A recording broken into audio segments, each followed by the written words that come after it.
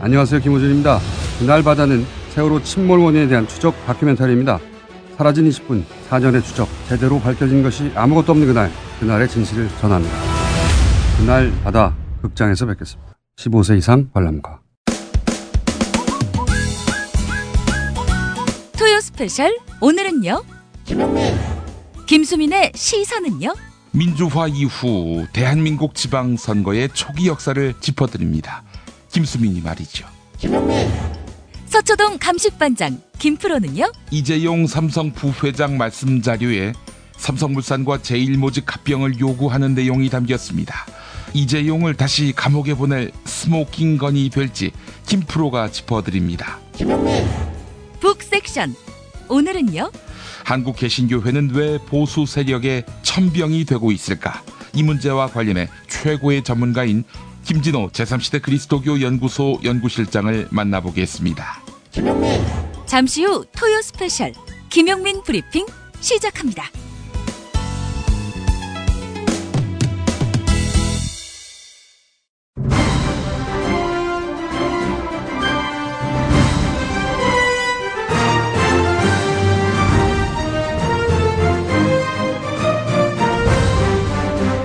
김용민 브리핑.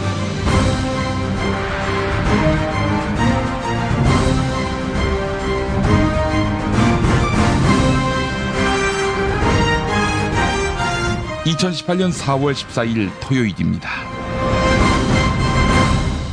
네이버를 비롯한 포털에 달린 정부 비방 댓글, 엄청난 추천수를 과시하며 다수 여론으로 오도됐습니다. 알고 보았더니 인위적으로 추천수를 늘린 것이었습니다. 다시 이야기해 여론을 조작한 것이지요. 그리고 이 짓을 한 세력의 꼬리가 밟혔습니다. 조사해보니 여당인 더불어민주당의 당원들이었습니다. 이들 중 김모 씨는 드루킹이라는 아이디를 쓰며 그간 문재인 대통령 지지글을 여럿 올린 파워 블로거였습니다. 그의 글 중에는 자신은 친문재인이니 의심하지 말라고 강조한 것도 있었습니다. 보수 종편들은 신났습니다. 이 문제를 쟁점화해온 김어준 딴지일보 총수를 비방했습니다. 댓글 추천수 조작의 주체는 여당 당원이었는데 M1 야당 사람들을 의심했다며 말이지요. 그런데 만약 드루킹이 보수 정치 세력의 첩자라고 가정한다면 어떨까요? 말이 안 되나요? 민주당원 되는 거 간단합니다. 제가 자유한국당에 입당했듯 팩스 한 장 넣으면 될 일입니다.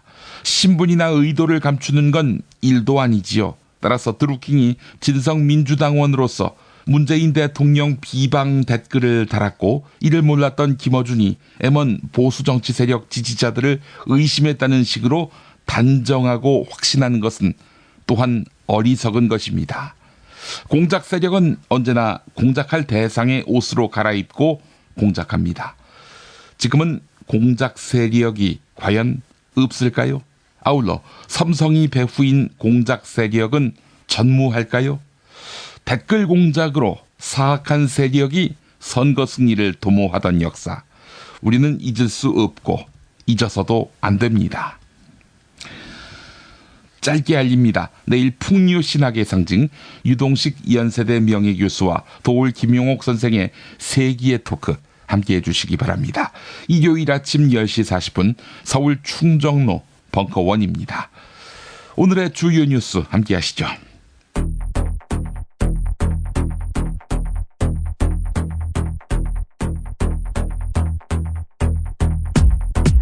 김기식 금융감독원장을 수사 중인 검찰이 사건 배당 하루 만에 10시간의 압수수색을 마쳤습니다. 검찰은 시민단체가 추가 고발한 김기식 원장의 기부금 불법 모집 의혹도 수사하기로 했습니다. 문재인 대통령과 자유한국당 홍준표 대표가 전격적으로 단독 회동을 했습니다. 오는 27일 열릴 남북 정상회담을 앞두고 문재인 대통령은 그동안 위장 평화쇼라고 비난해온 홍준표 대표에게 정상회담 자체를 부정하지 말라며 초당적인 협력을 당부했습니다. 한병도 정무수석의 설명 들어보시죠. 야당의 건전한 조언과 대화는 바람직하지만 정상회담을 부정하는 것은 바람직하지 않다고 말씀하셨고 초당적 협력을 당부했습니다. 하지만 홍준표 대표는 이번 회담은 북핵 피해기 회담이 돼야 한다며 단계적 핵 피해기가 아닌 일괄 피해기가 돼야 한다고 강조했습니다. 세월호 선체조사위원회가 외부 물체와의 충돌로 세월호가 침몰했을 가능성을 공식적으로 조사하겠다고 밝혔습니다. 그동안 세월호 침몰 원인은 검찰이 발표한 복원력 상실 등 선체 내부 문제 위주로 조사됐습니다. 서지현 검사를 성추행한 뒤 좌천성 인사발령을 낸 혐의를 받고 있는 안태근 전 검사장이 결국 재판에 넘겨질 전망입니다. 외부 전문가들로 구성된 검찰수사심의위원회는 어제 회의를 열어서 안태근 전 검사장에 대한 구속 기소 의견을 문무일 검찰총장에게 전달하기로 했습니다. 삼성전자가 자회사와 관련한 노조 파괴 작업을 위해 직접 돈을 댄 것으로 검찰이 파악했습니다. 삼성전자는 전자제품 수리를 하는 삼성전자 서비스의 하청업체들에 대해 별개의 회사다 이렇게 이야기해 왔는데요. 하지만 정작 노조 활동이 왕성해지자 무력화하려 한 것입니다.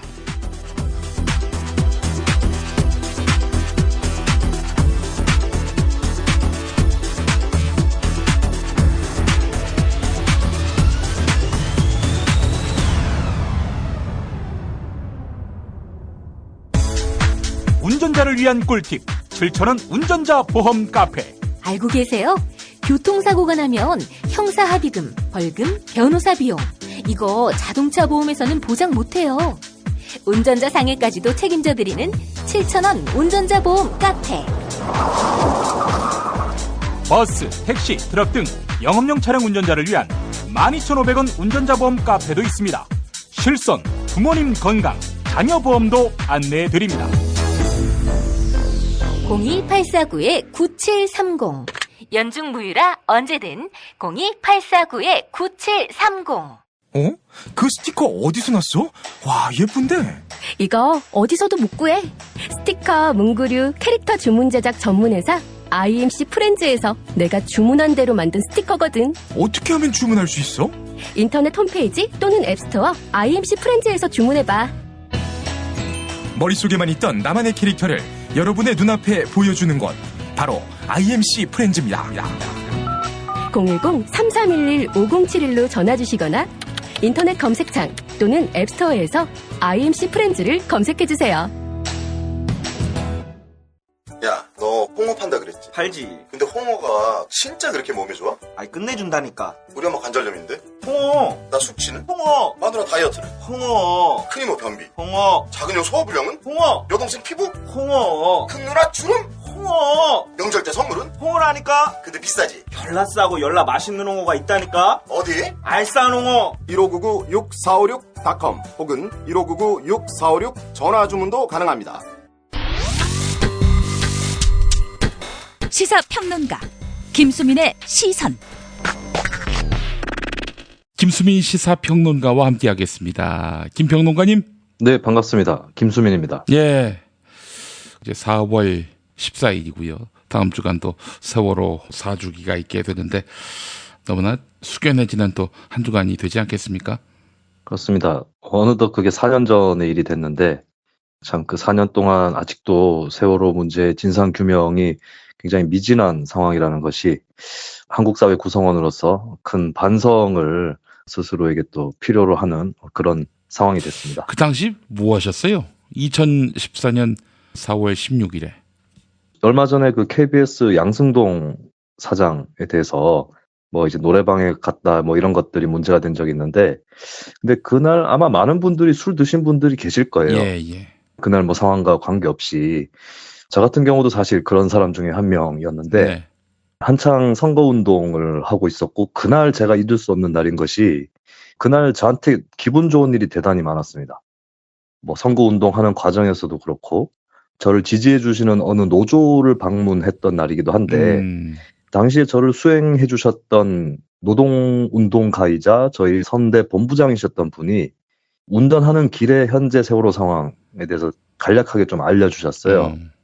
근데 그날 제가 워낙에 바빠가지고 어떻게 돌아가고 있는지, 그러니까 뭐 스마트폰으로 체크할 시간조차 없는 그런 상태였었고, 그리고 제가 또 그날 마침 동호회 모임이 있어서 술을 좀 적당히 마시는 그런 자리에 갔었는데, 중간중간에 이제 문자로 친구라든가 이쪽으로부터 상황을 좀 전달을 받았었고요.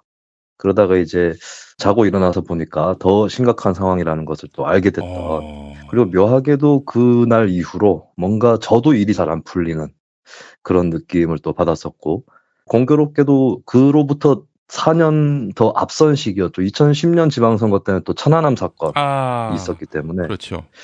이런 사건이 왜 또 계속 터지는가. 그리고 또 지방선거 앞두고 2번 연속 그런 일을 겪으니까 좀 암담하다는 기분이 많이 들었고, 그리고 이상했던 거는 세월호 참사 때 이번 일을 계기로 해서 한국 사회가 더 반성하고 나아질 거냐라고 자문했는데, 이상하게도 뭔가가 안 풀리는 듯한 느낌을 많이 받았어요.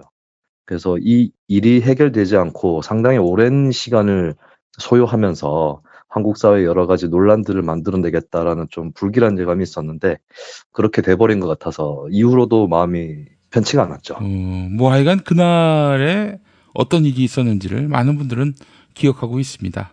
그런데 가해자였던 사람들은 어떻게 된 건지, 또 그날 일들은 다 기억이 안 난다라고 말하고 있고요. 기억이 안 나는 게 아니라 기억이 안 나고 싶은 거겠죠. 예. 그리고 그랬던 사람들이나 그 사람들을 비호했던 사람들이 양승동 사장에 대해서 그렇게 공세를 가는 게 참 웃긴다는 생각이 들었습니다. 그렇습니다. 예, 참 우리가 그 4월 16일을 잊지 말아야 되겠습니다. 자, 김평론가님, 오늘 어떤 이야기 해볼까요? 네, 지금 뭐 선거 분위기가 그렇게 많이 나고 있진 않지만 어느덧 성큼 다가오고 있는 게 지방선거고, 그래서 한번 그 지방선거 역사에 대해서 좀 편하게 얘기해보는 시간들이 있으면 좋겠다는 생각을 했거든요. 예. 자, 그 이전에 남유진 구미시장은 어떻게 됐습니까? 남유진 구미시장은 뭐 경북도지사 공천을 못 받을 거라고 제가 계속 얘기를 드렸던 걸로 기억이 나는데요. 예. 자유한국당 경북도지사 경선에서 꼴찌를 하셨습니다. 제가 남 시장을 싫어해서 악담을 뽑은 것이 아니라 그는 안 된다라고 제가 예전부터 얘기를 했어요. 남 시장이 재선 시장 할 때도 도지사는 안 될 것이다. 그렇게 얘기를 했었고, 그거는 제 악담이 아니라 객관적인 관측이었고요. 그리고 제가 만약에 그분의 컨설턴트라든가 조언을 하는 사람이었으면 도지사는 애초에 포기하시고 총선을 노리시는 게 나을 거다라고 얘기했을 겁니다. 그게 이제 앞서서 도지사를 3선을 했던 김관용 현 지사가 구미시장을 또 3선을 했던 사람이거든요. 그렇다면은 경북 관내의 분위기가 구미 출신한테 2번 연속이나, 그것도 앞서 했던 사람은 3번이나 지사를 했기 때문에 그에 이어서 또 구미 사람한테 맡길 거냐, 이런 정서가 강할 수밖에 없고, 그리고 이철우 의원 요번에 당선이 됐죠. 이철우 의원이나 뭐 포항의 박명재 의원, 안동의 김광림 의원은 의원 하면서 이제 도당 차원에서의 활동들을 했었기 때문에 아무래도 기초지자체 수준에 머물러 있던 남 시장이 비교적 불리할 수밖에 없었겠죠. 그리고 뭐 남 시장이 특별히 인상적인 플레이가 있었긴 있었네요. 박정희 기념사업 관련해서 뭐 수년 연속 반신반인 발언을 하면서 박정희 찬양에 열어 올렸는데, 그게 뭐 특별히 자유한국당 당원 입장에서 봐도 인상적인 건 아니었기 때문에 그 예상대로 패배했다고 보시면 되겠습니다. 김수민의 저주가 통하는군요. 제가 일부러 저주한 건 아닌데요. 저하고 관계가 나빴던 사람들이 잘 안 되는 경향이 강합니다. 그래요. 김용민이는 어떻게 될 것 같아요, 앞으로? 김용민 씨가 속으로도 저를 싫어하고 있다면 남 시장의 전철을 밟지 않을까. 시사평론가의 남유진이 되지 않을까 생각이 들고요. 시사평론가의 남유진. 예. 그게 아니라 이제 뭐 속으로는 저를 위하고 계셨다. 뭐 이 모든 것이 다 위약이었다. 그렇다면은 시사평론계의 반인 반신이 되지 않을까. 그 두 가지 상반된 시나리오를 놓고 제가 한번 상상을 해보고 있습니다. 알겠습니다. 하여간 제가 깊이 숙고를 하고 앞으로 김수민을 좋아할지 말지를 결정하겠습니다. 참고로 제가 시의원 할 때 저하고 관계가 나빴던 사람 중에 2명인가 3명인가 구속이 되셨고요. 또 어떤 분은 그 음주운전 사고를 내셔서 불명예 퇴직을 하셨어요. 그래서 제가 이제 아는 사람들은 저를 저승사자라고 부릅니다. 참고하십시오. 알겠습니다. 자, 본론 들어가죠. 네, 오늘은 좀 편하게 지방선거 회고전이라는 제목으로 한번 첫 번째 시간을 가져볼 그런 생각을 갖고 있었고요. 예, 예. 오늘은 이제 우리 지방자치 선거가 부활했던 1991년도 하고 1995년 선거를 조금 돌아보는 그런 시간을 가졌으면 좋겠습니다. 그 당시에 뭐 나이가 어리셨거나 정치에 관심이 없으셨던 분들한테는 새로운 얘기가 될 수도 있고, 또 그때의 기억이 남아 계신 분들은 아, 그땐 또 그랬지라고 또 생각할 수 있는 그런 시간이 되기를 바라겠습니다. 예. 김용민 관장님은 그 1991년 선거에 대한 혹시 기억이 있으신가요? 아, 그때 최초의 지방자치제 선거, 지방의회 의원만 뽑았던 때였는데, 아, 그때는 정당 공천이 없었어요. 그렇죠. 기초의원은 정당 공천이 없었습니다. 그래서 뭐 정육점 주인 아저씨가 나온다, 뭐 어느 슈퍼 주인 아저씨가 나온다, 이런 이야기가 있었고, 또 당시에는 그 지방의회 의원들 월급이 없었어요. 그래서 돌이켜보면 풀뿌리 의회의 어떤 이상적인 모습을 구축하고 있지 않았던가 하는 그런 생각이 들었어요. 아무래도 각양각색의 분들이 나오셨던 것으로 저도 기억이 나고요. 그리고 이제 주민들 입장에서도 기초의원은 정당 공천이 없으니까 약간 탈정치적인 그런 선거의 특성이 있었던 걸로 저도 기억이 납니다. 저는 그 당시 어렸을 때인데 동네에 2명의 후보가 나오셨고, 지금 돌아봐도 누가 어느 노선인지 그 당시에 겉으로 나타난 공약이라던가 이런 걸로만 봤을 때는 가늠이 되지 않는 그런 선거라서, 그렇죠. 아파트 대표자 선거 뽑는 그런 거하고 좀 비슷하게 느껴졌던 것이 있고, 네. 그런데 이제 나중에 와서 또 돌아보고 하니까 아무래도 그 당시에 무보수 명예직이다 보니까 애초에 좀 돈이 있으신 분들이 출마를 하는 경향이 또 강했습니다. 그랬죠. 그때도. 예.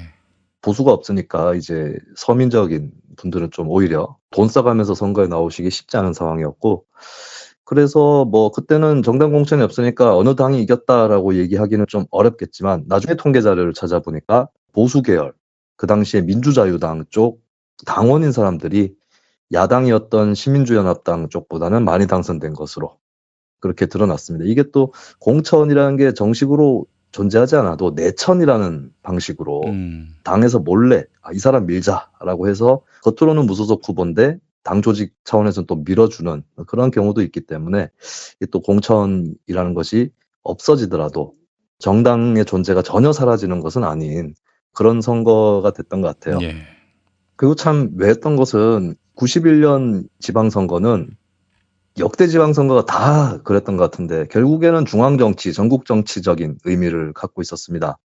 도입된 것은 김대중, 당시 야당 총재 투쟁이 컸죠. 김대중 씨의 경우에는 미스터 지방자치라고 불려질 만큼의 지방자치에 대한 어떤 소신이 있었던 것이고, 예. 사실은 본인의 집권을 위해서도 지방자치가 필요했었어요. 선거 때마다 국가 조직의 관권 선거가 판을 치고 있기 때문에, 그렇다면은 여당 소속이 아닌 야당 소속의 단체장이라든가 의원이 있는 지역에서나마 공정하고 중립적인 선거 관리가 가능한 그런 측면이 있었기 때문에 예. 정권 교체를 하기 전에 반드시 지방자치를 이뤄야 한다, 이런 필사적인 그런 현실적인 측면들이 있었던 것이고, 예. 결국에는 이 지방자치를 노태우 정부에서 계속 안 받아들이다가 김대중 씨가 그때 단식투쟁으로 그랬죠. 그걸 따내게 되는데, 예. 그 당시에 또 이게 흥미로웠던 것이 여당으로 갔었던 김영삼 씨 입장에서 김대중 씨의 손을 들어줬다는 겁니다. 맞아요. 그때 김대중 대표가 단식 투쟁하는 현장에 김영삼 대표가 와서 격려를 했었습니다. 네, 그 당시에 김영삼 씨가 노태우, 김종필 등과 손을 잡긴 잡았는데 그 내부에서 좀 쪼들리는 듯한, 특히 노태우 씨의 어떤 측근이라고 해야 될까요? 육공화국의 황태자라고 불렸던 박철원이라든가 이 사람들이 계속 견제를 했고, 또 내각제로 개헌을 하기로 했다, 뭐 이런 각서까지 나오면서 여권 내부에서 김영삼 씨가 수세에 몰려 있었는데, 야당 총재였던 김대중 씨의 병실에 찾아가면서 양김연대가 부활하는 듯한 이런 모양새가 되어버렸었죠. 그리고 91년도 하면은 굉장히 공안정국이 있었던, 그리고 대학가라든가 노동자 투쟁도 뜨거웠었던 그런 시기였는데, 그런 시기에 즈음해서 자칫하면은 노태우 정부가 자신의 기반을 위해서 끌어들였던 김영삼이 이탈할 수도 있다라고 하는 그런 위기감이 조성이 됐고, 결국에 노태우 정부도 지방선거를 받아들이게 됩니다. 다만 단체장 선거는 뒤로 미루고요. 이거는 뭐 비용이 들어간다라는 그런 핑계를 대면서 뒤로 미뤘고, 91년도에 기초의원과 광역의원 선거를 치르게 되죠. 그래서 저도 그때 좀 신기하게 생각이 들었어요. 저는 그때 어렸을 때인데 선거라는 것을 이제 정식으로 좀 시야 안에 넣던 거의 첫 번째 시기였던 것 같고, 그때 치러졌던 선거라서 또 기억에 많이 남는 그런 측면이 있습니다. 기초의원 선거는 정당 공천이 없어서 그냥 뭐 반장 선거 같은 그런 느낌 때문에 오히려 크게 흥미를 받지 못했는데 네. 광역 선거가 오히려 기억에 많이 남았던 것 같아요. 그 광역 선거는 저희 동네에서 치러진 것이 제가 생생히 기억이 나고, 저희 아버지도 또 그 합동연설회라는 걸 그 당시에 했었습니다. 그래요? 주로 학교 운동장에서 했었는데 후보들이 다 나와서. 그렇죠.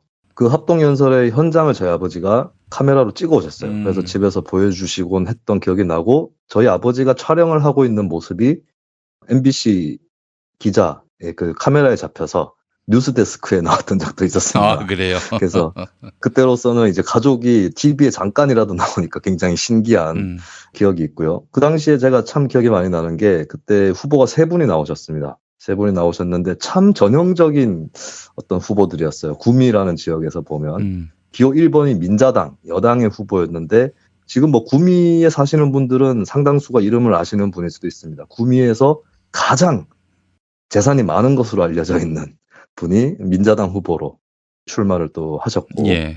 그 다음에 또 기억에 남는 2분이 계신데, 한 분이 민중당이라는 정당의 후보셨어요. 민중당은 87년도 6월 항쟁 이후에 나타났던 최초의 진보정당, 5.16 쿠데타 이후에 명맥이 끊어졌다고 하는 그 진보정당으로서 만들어졌던 그런 정당이었었고, 예. 그래서 저 아직도 민중당 후보의 어떤 연설이라던가 그분의 모습이라든가 이런 것들이 카메라에 담겨져서 집으로 왔는데, 아버지를 통해서 아직도 기억이 나요. 그리고 어린 마음에도 봐도 저 사람은 재산이 많거나 이런 것 같진 않은데 굉장히 언변이 좋고 약자를 위하는 듯한 그런 느낌을 받았던 기억이 있습니다. 그래서 저도 나중에 선거로 출마했을 때는 어린이지만 안 보는 것 같지만 날 지켜보고 있을 수도 있고 그 사람한테 영향을 끼칠 수도 있다, 이런 생각이 들었습니다. 왜냐하면 제가 어릴 때 본 후보들이 있기 때문에. 그리고 이제 3번째로 출마하신 후보는 무소속 후보인데, 이분은 저랑 잘 아는 분이에요. 저희 아버지하고 친분이 있으신 분인데, 묘하게 이분이 또 노동조합의 위원장을 지내셨던 분입니다. 그래서 나중에 제가 시간이 꽤 흘러서 어른이 되고 난 다음에 당시 구미 지역에 민중당 활동을 하셨던 분들을 만나서 질문을 한 적이 있습니다. 뭘 질문했냐면, 그때 무소속으로 나왔던 노조위원장 후보는 혹시 그분에 대해서 선생님들이 의심을 하지 않았냐. 왜냐하면 그 민중당에 나왔던 그 진보 후보랑 얼핏 보면 좀 색깔이 비슷해 보여요. 민중당 후보도 노동운동을 하셨던 분이기 때문에. 그래서 이제 이런 경우는 또 신경이 곤두설 수가 있습니다. 저쪽이 혹시 기호 1번 민자당이 이중대 아니냐, 노조라든가 이쪽 서민 기반의 표를 깨러 나온 게 아니냐, 이런 의심들을 할 수 있는데, 아니나 다를까 그런 의심을 했다고는 합니다. 예. 그리고 이제 기억에 남는 거는 무소속 노조위원장 출신으로 출마하셨던 그 아저씨, 저한테는 아저씨 되는 분인데, 그분이 나중에 결국에 여러 번의 도전 끝에 결국에는 한나라당에 들어가셔서 광역의원이 되셨다는.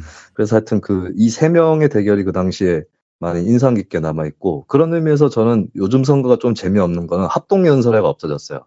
선거에서 좀 연설이 종말하고 있는 듯한 그런 느낌들이 많이 있는데, 이 합동연설회를 오히려 하면, 물론 합동연설회를 했을 때 거대 정당이 사람들을 동원해가지고 유세판을 좀 어지럽힌다, 이런 부정적인 인식이 있었지만, 그래도 많은 주민들이 보는 앞에서 후보들이 정견을 발표할 수 있는 자리였고, 진보정당 후보들의 경우에는 동원할 수 있는 인원들은 많지 않았지만, 그 진보정당의 후보의 연설을 들은, 그러니까 민자당이라든가 뭐 다른 당의 보수정당의 지지자라 할지라도 그 사람이 그 진보정당 후보가 똑똑하긴 똑똑하더라, 이런 평가들을 또 내놔요. 그리고 그런 게 또 동네 여론에 영향을 끼치기 때문에 사실은 이 합동연설회 같은 거야말로 청년이나 신인이나 진보적인 후보한테 더 유리한 그런 절차인데, 안타깝게도 이게 구정치의 온상처럼 돼버려서 폐지가 되어버렸고, 그래서 후보들은 선거 때 알아서 뭐 연설을 하든지 말든지 어디서 하든지 이거를 뭐 알아서 해야 되는 그런 상황이 됐고,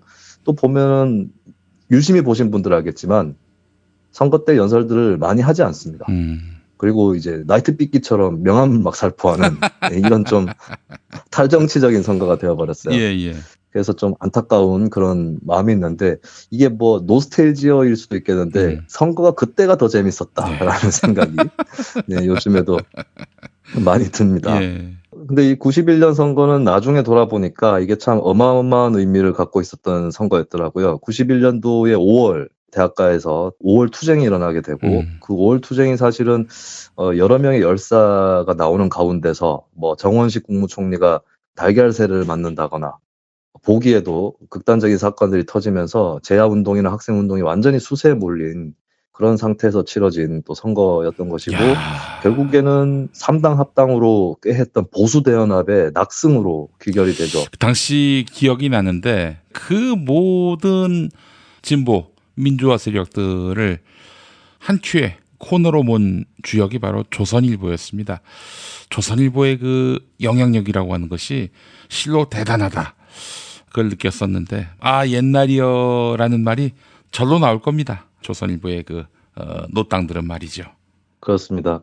그 조선일보도 조선일보지만 어쨌든 민정당, 민주당, 공화당이라고 하는 3당이 합쳐서 만든 민자당이라서 조직세라든가 여러 가지로 참 유리했던 그런 선거였을 수밖에 없고 그때 당시 광역의원 당선자들의 소속 정당을 보니까 민자당이 564석 전국적으로 그리고 이제 신민주연합당 김대중 총재가 있었던 여기가 이제 165석 그리고 민주당 그러니까 3당 합당에 따라가지 않았던 그 민주당이 21석이고 묘한 것은 민주당이 전국적으로 되게 고르게 의석이 나왔어요. 그래서 굉장히 작은 정당이지만 전국 정당의 가능성을 보여줬었던 그런 선거가 됐었고 앞서 말씀드렸던 진보 정당인 민중당은 강원도 지역에서만 한 명만 당선이 되고 그때는 또 비례대표라든가 이런 게 전혀 없었기 때문에 조금 아쉬운 선거가 되고 말았습니다. 어쨌든 보수의 낙승으로 끝이 났고 뭐 완승이라고 해도 과언이 아니죠. 그렇죠.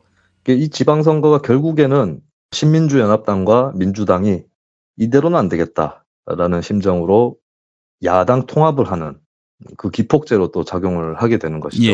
그러면서 한국의 정치는 다당제로 가는 것 같았다가 양당제로 일단 수렴이 되는 그 시발점이 되는 선거가 1991년도에 지방선거였었다라는 그런 생각이 듭니다. 어쨌든 이때의 선거는 집권 여당한테 유리한 그런 선거였고 그리고 두 번째로 말씀드릴 1995년 지방선거는 이때 기억납니다.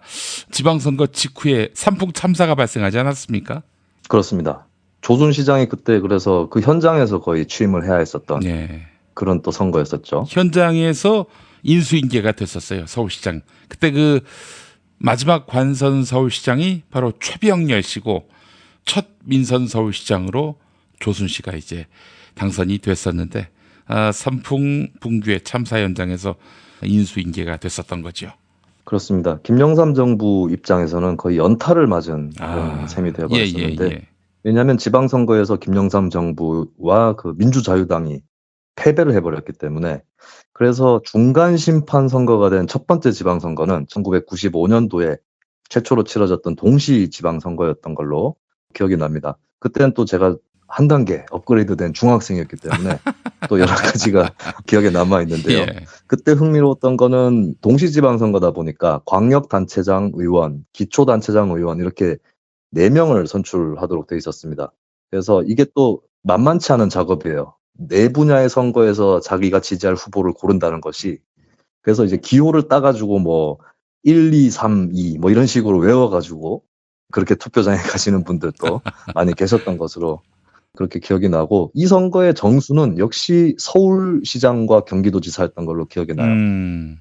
그리고 참 경기도지사부터 말씀을 드리면 이 참 묘하게 돼버린 것이 이종찬이라고 하는 정치인이 있었습니다. 민정당의 종로지역 국회의원이었었고 92년도에 민자당 대선 후보 경선에 나서서 김영삼과 경쟁을 했다가 밀린 다음에 새한국당이라는 당을 만들어서 독자 출마할 것처럼 하다가 결국에 정주영의 통일국민당 쪽으로 가담하게 되는 이종찬이라는 사람이 있었는데 이 사람을 좀 김대중 씨가 높게 보고 있었나 봐요. 그래서 김대중 씨는 경기도지사를 이종찬으로 내보내야 된다. 민주당 후보로. 그런 입장을 갖고 있었고 근데 김대중 씨는 그 당시에 정계를 떠나 있었던 입장이었었죠. 당시에 민주당 대표는 이기택 씨였고 근데 이기택 씨 쪽에서는 장경우라고 하는 사람을 내보내려고 노력을 하게 됩니다. 묘하게 장경우와 이종찬은 같이 새한국당에 있었던 사람들이고 둘이 또 사적으로 인연이 있는 사람들이었는데 나중에 털어놓은 비하에 따르면 이종찬 씨가 먼저 장경우 씨를 이기택 대표한테 추천을 했다고 합니다. 그러니까 본인이 장경우를 추천했는데 결국에 김대중 당시 아태재단 이사장이 이종찬 본인이 나가시라라고 해서 그래서 이제 조금 혼선이 빚어지게 되는데 이것을 두고 김대중 대 이기택의 갈등이 굉장히 깊어지게 되거든요. 그래서 동교동 쪽에서는 판을 경기 이종찬 그리고 서울 조순 이렇게 판을 짜고 있었죠. 이게 조금 특이했던 거는 둘 다 정통 민주당 계열의 인사가 아닙니다. 이종찬 씨야 뭐 전두환 정부, 노태우 정부에서 여당을 했던 그런 사람이고 또 조순 씨 같은 경우는 노태우 정부에서 또 경제부총리를 지냈던 사람이란 말이죠. 그래서 김대중 씨가 좀 92년 대선에서 패배한 다음에 자신에게 더 씌워져 있는 색깔론이라든가 색깔 공세 이런 것들을 좀 극복하기 위해서 예전에 여당에 있었던 사람들도 좀 끌어들여야겠다. 그리고 이런 사람을 민주당 후보로 내세우면 민주당의 고전적인 지지자 더하기 외연 확장이 돼서 당선될 수 있다라는 그림을 그렸던 것 같고요. 근데 이기택 씨는 경기지사에서는 고집을 부렸죠. 그래서 끝끝내 결국에는 이기택 씨가 미는 장경우 씨가 민주당 후보로 나오게 되는데 여기서부터 또 묘한 드라마가 펼쳐집니다. 장경우 씨는 이종찬 씨보다 역시나 경쟁력이 떨어지는 후보였었고 그래서 경기지사 선거를 민자당 쪽에 내주게 되는데 그때 당선된 사람이 바로 이번에 충남 지사로 나가게 되는 이인재 씨가 당선이 됐고 그리고 그때 이인재 씨가 경기지사에 당선되지 않았다면 1997년 대선에 출마할 만큼의 인지도라든가 역량이 되지 못했을 겁니다. 근데 많이들 아시지만 이인재 씨가 대선에 출마함으로써 약간 반사이득으로 김대중 후보가 당선이 되지 않습니까? 대단히 오묘한 일이죠. 김대중 씨가 원하던 대로 이종찬 씨가 경기도지사에 나가서 승리했다면 이인재라고 하는 정치인은 그리 크지 못했을 것이고 그래서 그가 대선에 출마해서 이회창의 표를 갉아먹는 그런 일은 벌어지지 않았을 거라는 거죠. 그래서 참 이게 굉장히 정치도 세옹지마라고 하는 교훈을 남겨주는 그런 일화가 되었던 것 같고요. 지금 잠깐 이회창 총재께서 오셨습니다. 이인재 이 씨발 새끼 그때 낙선시켜야 했는데 그래도 나는 그때 어찌나 이재 씨가 고맙던지 아직까지도 고마워서 내가 잊지를 못해요. 누구세요 이분은? 아 죄송합니다. 네, 튜닝이 약간 덜 됐어요. 밤에 하다 보니까. 밤에 또 DJ가 또 그렇게 말씀하시더라고요 보니까. 그래서 어쨌든 그때 이제 묘하게 그렇게 얽혀버린 그런 스토리가 되어버렸고 그리고 그 당시 선거의 최고 백미는 역시 서울시장 선거였던 것 같습니다. 초창기에는 박찬종 무소속 후보가 여론조사에서 1등을 달리고 있었고 박찬종 진영의 얘기로는 일본의 유력 언론사들도 박찬종 캠프에 와서 진을 치고 있었다는 겁니다. 당선이 될 줄 알고. 그 정도로 상당히 앞서 나가는 후보였었고 그리고 처음에는 2위가 민자당의 정원식 후보였습니다. 국무총리 출신이기도 하고 그렇게 나왔고 이제 민주당 조순 후보는 3위로 처져 있는 그런 선거였었는데 이 선거를 묘하게 뒤집어 버리는 것이죠. 그리고 사실 뭐 많이들 아실 거지만 이 선거의 배후에는 정계 복귀의 타이밍을 보고 있던 DJ가 한 역할을 하게 됐었던 것이죠. 그 당시에 판관포 청천이라는 화제의 드라마가 있었습니다. SBS 모래시계에 나올 때는 시청률 2위였고 모래시계 끝나면서 1위로 올라갔던 그리고 한국 사회의 어떤 부정부패에 반대하는 깨끗한 사회를 원하는 시민들의 카타르시스를 제공했던 그런 드라마였는데 얼른 이 조순 후보 측이 포청천 이미지에 올라타 버립니다. 서울 포청천이라는. 그래서 이 선거야말로 참 한국의 그 이미지 전략이 최초로 제대로 작동했던 전면적으로 튀어나왔던 선거가 아니었나 그런 생각이 들고 그리고 조순 후보가 나이는 고령이었지만 노타이 차림에 또 셔츠를 좀 걷어가지고 젊어 보이는 모습들이 있었고 야구 모자를 쓰고 다니기도 했었죠. 근데 나중에 드러났던 거지만 이런 세심한 전략들이 DJ의 머리에서부터 나왔다라고 하는 것입니다. 그리고 DJ뿐만 아니라 당대의 뭐 최고의 야당의 책략가죠. 이해찬 의원도 그쪽 캠프에 가담해 있었고 이해찬 의원은 조순시장을 승리로 이끈 다음에 서울시 정무부시장을 진행이 되죠. 그러면서 서울 포청천은 조순이고 이해찬은 서울의 전조다. 네. 전조라고 하면 그 포청찬 드라마에 나오는 호위무사. 그 전조는 되게 잘생겼는데 예. 그래서 좀 오바다라고 생각을 그때 했었습니다만. 예. 연상이 잘 안 돼요. 예, 예. 그래서 하여튼 선거를 그렇게 잘 치렀었고 사실 민주당이라는 조직에서 엄청나게 밀어준 것이죠. DJ의 조직들이 다 가동이 된 것이고 그리고 결정적인 부분 중에 하나는 그때 자민련과의 선거연대가 성사가 되었었다는 겁니다. 예. 예를 들어서 현재의 서울시장 선거에서 안철수 후보가 김문수 후보하고 연대를 한다. 그러면 현재 안철수 후보를 지지하는 시민들 일부는 분명히 이탈을 할 거예요. 예. 그렇지만 이미 민주당은 DJ라는 굉장히 카리스마 있는 정치인을 통해서 지지층이 결집이 돼 있는 상태였고 또 정권 교체의 필요성이라든가 이런 것들이 대단히 절박하게 느껴졌기 때문에 예. 뭐 자민련하고 손을 좀 잡는다고 해서 그게 뭐가 그렇게 대수냐라고 하는 그런 또 이점들이 있었던 것이죠. 그러니까 이게 뭐 안철수 같은 정치인이 DJ를 도저히 따를 수 없는 그런 대목이 될 텐데 대신에 또 그 민주당 쪽은 강원도지사를 자민련 쪽에 단일 후보로 양보를 합니다. 이게 아마 한국 정치사의 거의 최초의 다른 정당 간의 후보 단일화 시도가 될 텐데 그러면서 자연스럽게 김종필 씨나 자민련이 확보하고 있던 표가 조순 후보에게 또 옮겨져 오는 그런 효과를 또 발생을 하게 되고요. 그리고 결정적으로 깨끗한 정치인, 개혁적인 정치인으로 알려졌었던 박찬종 의원이 사실은 뭐 예전에 정치를 박정희 공화당에서 시작을 했던 그랬죠. 사람이고 예, 유정회로. 네, 유신시대 친유신 전력들이 있으면서 예, 예. 그게 또 TV 토론에서 정면으로 조순 후보 측에서 제기를 하는 그런 상황에 부딪히면서 표가 빠르게 이탈을 하게 됩니다.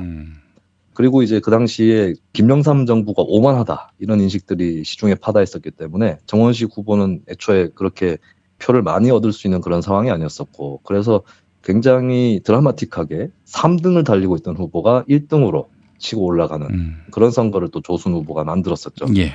그때 저는 좀 깨달았던 게 정치 그중에서도 좀 행정가 이미지가 있는 단체장 선거는 후보가 좀 말을 어눌하게 해도 괜찮구나 라고 하는 그런 교훈을 TV 토론을 통해서 얻을 수 있었습니다. TV 토론이 또 본격화된 것도 그 선거였다고 볼 수 있는데 박찬종 후보나 정원식 후보는 달변가였어요. 근데 어눌한 그렇지만 왠지 묵묵히랄 것 같은 이미지를 주는 조순 후보를 이기지 못하는 걸 보면서 예. 정치가 말을 잘한다고 해서 선거에서 이기고 성공할 수 있는 게 아니구나. 어린 마음에도 좀 느껴지는 그런 거였고 한동안 제가 그 영향을 받아서 일부러 말을 좀 어눌하게 하고 다닌 적도 있었습니다.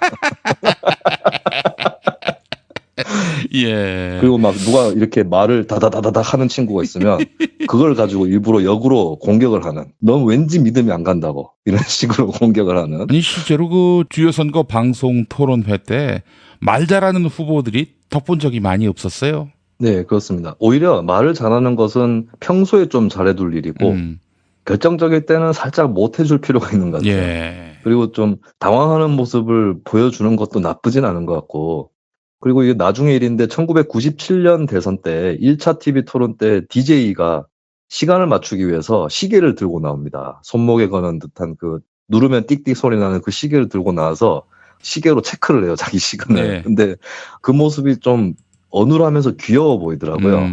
그래서 2차 토론부터는 그 시계를 빼고 나왔다고 하는데 제가 봤을 때는 그 시계를 들고 나온 것도 나름 효과가 있었습니다. 아, 그래요. 그래서 유권자들은 너무 똑똑하고 앙칼지다 싶은 그런 후보보다는 조금 이렇게 어눌하고 부끄럽듯 하고 이런 후보를 더 좋아하는 경향도 한편으로 있더라고요. 예. 그래요. TV 토론 너무 못해서 졌다. 글쎄요. 이 공식은 좀 다시 한번 면밀히 짚어볼 필요는 있을 것 같은데요. 자, 하여간 오늘 1991년부터 95년까지의 지방선거 회고전으로 함께 했는데, 와, 초등학생 때부터 이 정치에 대해서 깊은 관심과 관찰을 한 김수민 평론가. 정말 대단하다는 생각을 갖게 되고요. 막상 칭찬을 하려니까 별로 하실 말씀이 없으시죠? 근데 왜 그 쓸데없는 짓을 했는지 궁금하다는 말을 꼭 덧붙이고 싶습니다. 그때 그랬던 게 있는 것 같아요. 뭐가 있냐면 요즘에는 뭐 유튜브도 있고 대단히 볼거리들이 많잖아요. 예. 근데 그때는 뭐 프로야구, 프로축구 이 정도에 하나 더 해서 정치를 봤던 것 같아요. 제가 뭐 이념이라든가 정책 이런 거에 전혀 익숙하지 않은 상황이었는데 이게 좀 프로야구라든가 그런 거랑 비슷하게 보이더라고요. 그리고 그때는 또 삼김 정치, 지역주의 정치라서 막 삼국지라든가 그렇죠. 이런 거랑 좀 그래서 어떻게 보면 패싸움적 관점에서 접근을 했었다라고 보시면 되겠고 그러다 보니까 이제 삼김 정치가 계속 나오니까 뭔가 그 판을 깨 보이는 사람들이 멋있어 보이잖아요.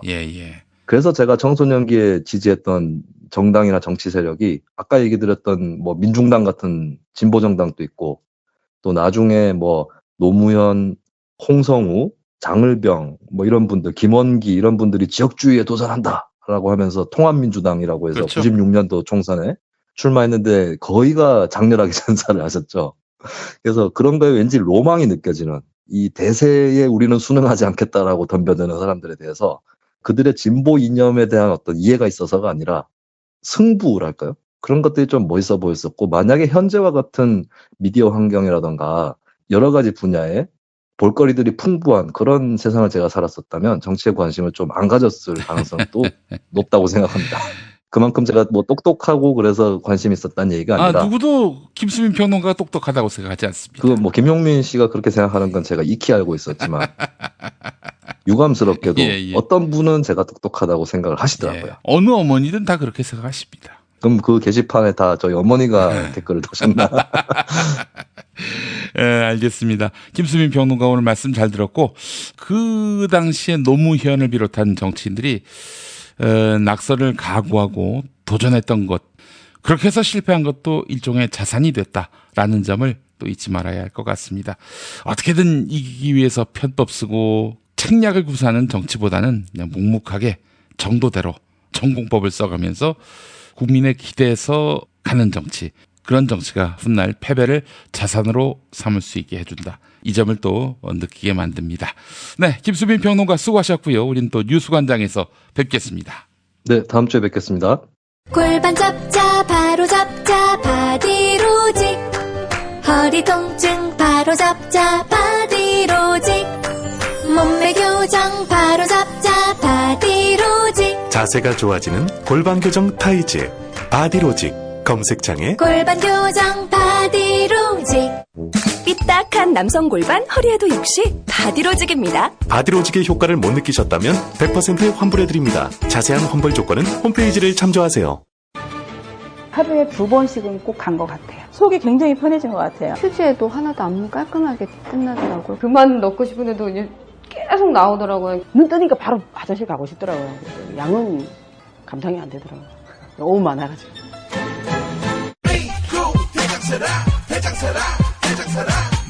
장실 굿모닝 화장실 바나 굿모닝 바나나 검색창에 미궁 대장사랑 스페이드 퀴즈입니다. 돌잔치, 채순잔치, 가게 홍보, 체육대회, 창사기념일 정답 기념품. 문제를 끝까지 들으셔야죠. 이럴 때 사용하는 판촉물이나 기념품, 답례품, 단체 선물 등을 취급하는 전문업체로서 국민을 위해 제대로 일하는 언론과 정당에 후원을 하는 판촉물 전문업체는 어디일까요? 정답 네피알. 네? 어디라고요? 네피알.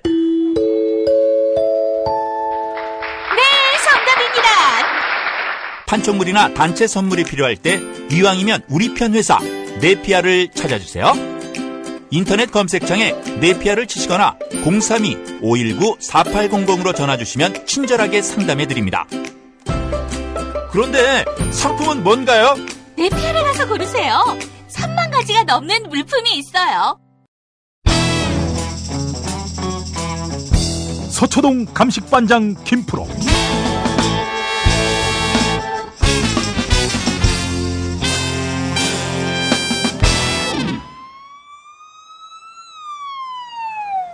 김프로 나와 있죠? 네, 안녕하세요. 김프로입니다. 네.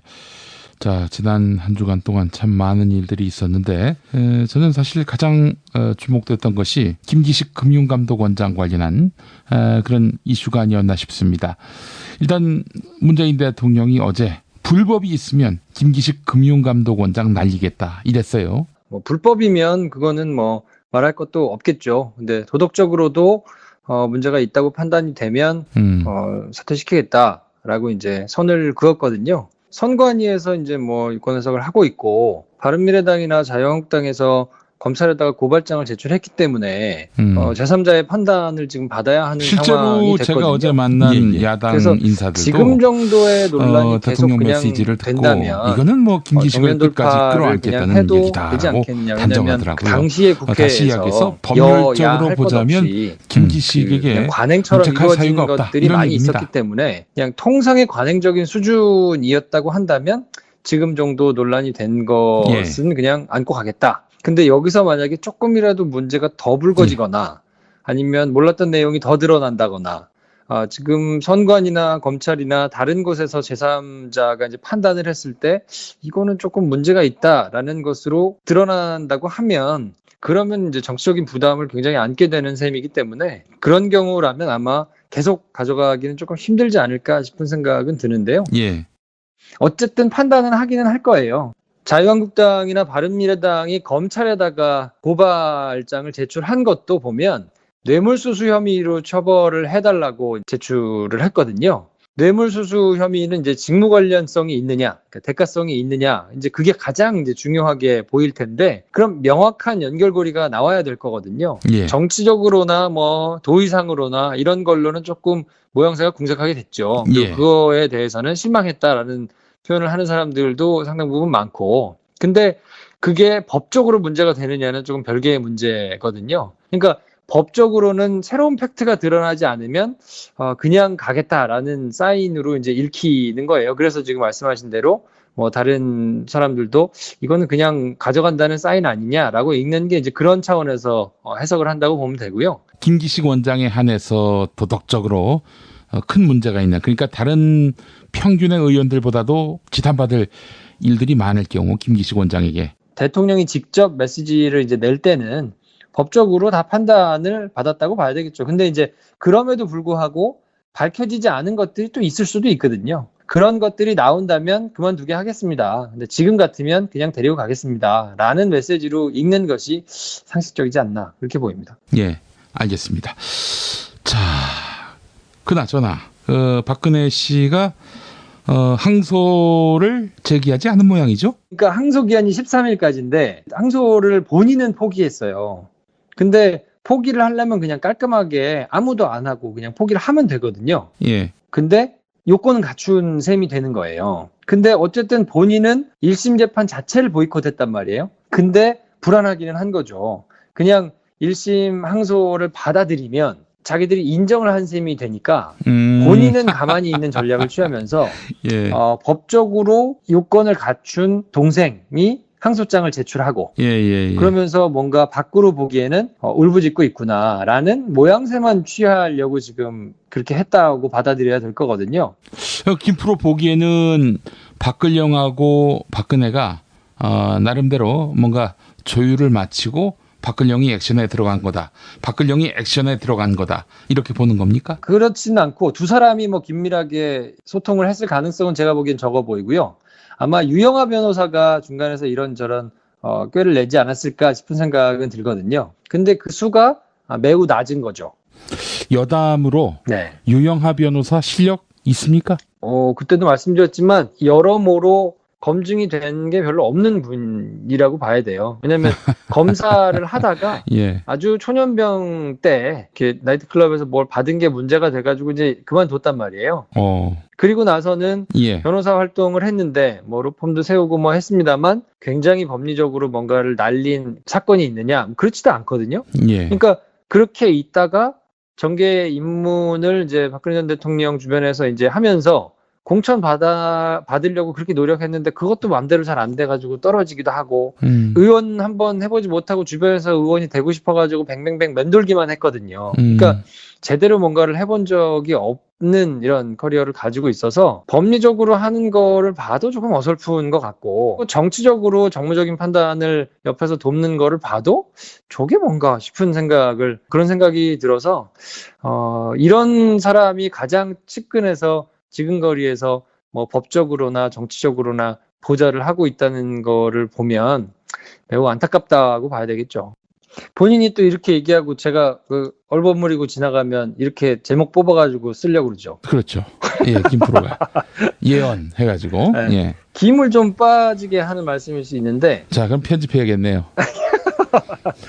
편집은 오늘은 제가 할 거니까. 그 CEO 말씀 자료가 이제 등장했다라고 뭐 오마이뉴스에서 이제 보도를 한 것으로 제가 봤는데 결론부터 말씀드린다 그러면 제출이 됐던 자료이기는 합니다. 아, 그래요? 이미? 뭐 새로운 자료가 이제 등장했다고 보기보다는 이미 제출은 됐었는데 그게 이재용 항소심에서는 인정을 못 받았어요, 증거로.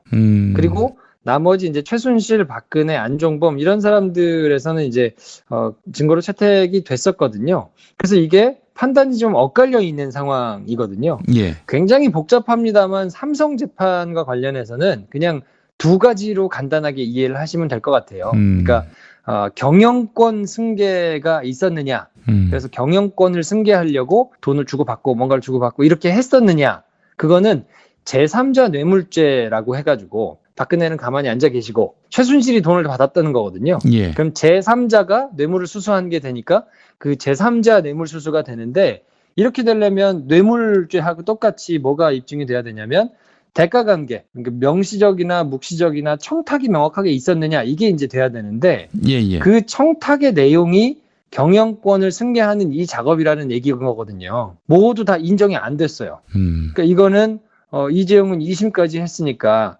검찰 쪽에는 사실 매우 불리하게 지금 돌아가고 있는 거고 제3자 뇌물죄가 아니고 뇌물죄는 본인 직접 받아야 되는 거거든요. 예. 인정된 것이 72억으로 1심에서는 인정이 됐다가 2심에서 36억으로 떨어진 거거든요. 그래서 집행유예가 나온 거예요. 그러니까 경영권 승계와 관련해서는 제3자 뇌물 이건 아무도 인정 안 됐다. 예. 지금 상태로는 검찰이 조금 불리하다. 검찰 입장에서 생각해 본다 그러면 예. 굉장히 지금 속이 뒤집어질 일이죠. 왜냐하면 이거 정경유착의 아주 최고단수 끝자리에 있는 건데 이게 지금 없었다고 하고 뭐 모자란다고 하고 이렇게 다 무너져 버린 거니까 그럼 이거를 어떻게 하면 뒤집을 수 있을까? 지금 검찰은 그게 가장 큰 지상 과제일 거 아닙니까? 예. 간단하게 보자면 최순실, 박근혜 이 두 사람 재판에서 이게 지금 제3자 뇌물이 인정이 안 된 상황이기 때문에 검찰 입장에서는 요 내용을 인정을 지금 받아야 되는 거예요. 그러니까 최순실 1심이나 박근혜 1심에서 다른 거는 다 인정이 됐는데 삼성의 경영권 승계 그리고 제3자 뇌물 요거만큼은 인정을 못 받은 거라 여기에 총력을 다 해가지고 예. 2심에서 요 결과가 뒤집어지도록 만들어야 되는 거죠. 이재용 재판은 그게 없었다고 결론이 났지만 대법원 입장에서는 이거를 또 교통정리를 해야 되는 상황이 되는 거거든요. 예. 검찰로서는 요게 뒤집어지면 이제 이재용 재판도 어떻게 될지 모르는 거예요. 만약에 박근혜 최순실 재판에서 이 경영권 승계, 제3자 뇌물 부분이 뒤집어져가지고 다시 판단을 받아야 된다 그러면 그러면 징역 5년 가지고는 안 될 거예요. 그거보다 훨씬 더 중형을 이재용이 살게 될 수도 있거든요. 예. 지난번에 재판을 받을 때 증거로는 채택이 됐는데 더 세게 물고 늘어지지 못한 포인트를 최대한 물고 늘어져야 될 거 아닙니까? 예. 그 부분으로 제출을 하고 언급해가지고 강조를 했다는 게 CEO 말씀 자료라고 보면 되는 거예요. 예. 그 CEO 말씀 자료에서는 삼성물산과 제일모직의 합병을 이번에는 성사시켜야 된다. 플랜 B에 대해서 묻는다면 플랜 B는 없다. 이 수주 받으러 열심히 뛰어다녀야 되는데 지금은 위임장 받으러 다니고 있다. 이번에는 성사시켜야 된다. 이런 게 이제 그 CEO 말씀 자료에서 이제 나온 거거든요. 예. 이런 게 있었는데 어떻게 승계 작업이 없다고 얘기를 할 수 있느냐? 말이 안 되지 않느냐? 그리고 이제 거기에다가 이게 이제 증거로 제출이 더 되는지는 이제 두고 봐야 되겠습니다만 SBS에서 공시지가 관련해가지고 그때 당시에 삼성물산과 제일모직 합병을 하기 위해서 말도 안 되는 것들이 이제 다 드러나고 있잖아요. 그러니까 이런 정황을 보면 이게 삼성그룹에서는 사활을 걸고 진행했던 프로젝트고 그래서 이렇게 큰 돈을 주면서까지 할 수밖에 없었다는 게 논리적으로는 이제 말이 이어지기 때문에 사력을 다해서 이 CEO 말씀 자료의 내용을 강조하면서 예. 최순실과 박근혜의 2심 재판은 이걸 뒤집어 버리면 어쨌든 이재용은 용코로 걸리기 때문에 여기에 지금 모든 거를 다 쏟아붓고 있다 이렇게 보시면 될 것 같고 그러면 이제 삼성 측에서 쓸 수 있는 카드는 제가 보기에는 하나밖에 없죠. 대법원 재판 빨리 진행시키는 방법밖에 없거든요. 그렇죠. 그 문재인 정부 출범 이후 올 11월까지 6명의 대법관이 바뀌어요. 그러니까 그 전에 어쨌든 대법원 재판을 최대한 빨리 진행해서 뭐 법적으로 나와 있기로는 신속한 재판을 받을 권리가 있으니까 그거를 최대한 강조해가지고 어찌됐든 이재용만 먼저 대법원 판결을 받아버리면 뭐 일사부재리 원칙 때문에 같은 죄에 대해서는 나중에 뭔가가 나오더라도 뭐 재심을 받지 않는 이상은 어떻게 될 수가 없는 상황이 되니까 이제 삼성으로서는 대법원 재판을 이제 빨리 진행해가지고 끝내버려야 되려고 이제 노력을 할 텐데 대법원 입장에서는 이렇게 큰 이슈의 재판이 아직 명확하게 끝나지 않았는데 서둘러가지고 이것만 결론을 내리는 게 이제 부담스럽기도 하거니와 뭐 상식적으로도 논리적으로도 그러니까 상식적으로나 논리적으로도 말이 안 되거든요. 그래서 원세훈 재판 같은 경우에는 대법원 재판이 뭐 굉장히 오래 걸렸잖아요. 그래서 전체 재판이 5년 가까이 걸렸기 때문에 삼성은 빨리 대법원 재판을 끝내기를 원하겠지만 그렇게 그냥 후다후다 끝나지는 않을 거고요. 김명수 대법원장이 또 이 부분을 그렇게 그냥 쉽게 끝낼 수 있도록 놔두지 않을 거기 때문에 제가 보기에는 그냥 상식적으로 상황이 돌아간다고 하면 이재용 재판은 대법원 재판은 조금 시간이 걸리게 그러니까 최순실 박근혜 뭐 2심이라든지 이런 것이 모두 다 정리가 될 때까지 좀 홀드가 될 가능성이 좀 커 보이고 그래서 만약에 총력을 기울여 가지고 이제 언론의 역할도 그래서 매우 중요할 거예요. 삼성의 경영권 승계와 관련된 여러 가지 의혹들이 이제 추가로 막 터져 나오게 된다 그러면 대법원도 판단을 지금하고 똑같이 하기는 좀 어려울 수 있으니까 삼성 이재용 재판은 저 개인적으로는 굉장히 오랜 기간 동안 질질질 끌면서 가다가 나중에는 어쨌든 뭐 중형이 나올 가능성이 조금 높아진 거 아니냐. 전반적으로는 좀 그렇게 보이네요. 예, 알겠습니다. 하여간 참 백척간두에 서 있는 이재용 부회장이고요. 박근혜 최순실의 운명보다도 이재용의 운명에 더 이목이 쏠립니다. 자, 김 프로 고생하셨습니다. 네, 다음 주에 뵙겠습니다. 예, 고맙습니다. 오늘 녹음 끝나고 한 잔?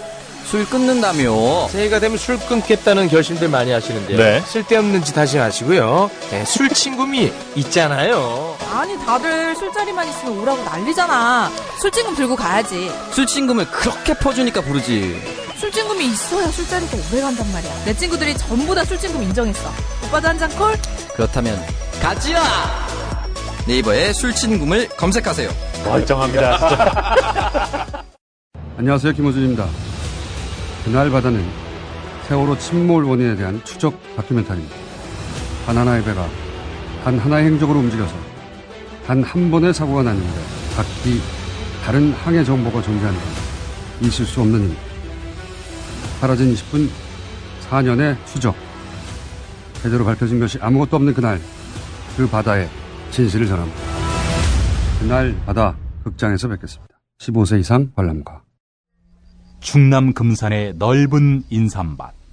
정성농장을 일군 농부아버지 이정열 씨. 자연은 노력한 만큼 내어준다. 그 자연의 마음을 알기에 정성농장을 더불어 일구는 아들 이성규 씨도 아버지에게 배운 것처럼 정직하고 또 성실하게. 정성농장 홍삼은 인삼 재배부터 가공 판매까지 모두 책임지고 있습니다. 그래서 대한민국 1등 품질을 자부합니다. 검색창에 정성농장 홍삼을 검색해주세요. 정성농장 홍삼. 전화문의는 010-9754-6972. 당신의 정직한 뉴스 보자고 김용민과 주파수를 맞춘다. 새로운 아침 특별한 선택 김용민의 다스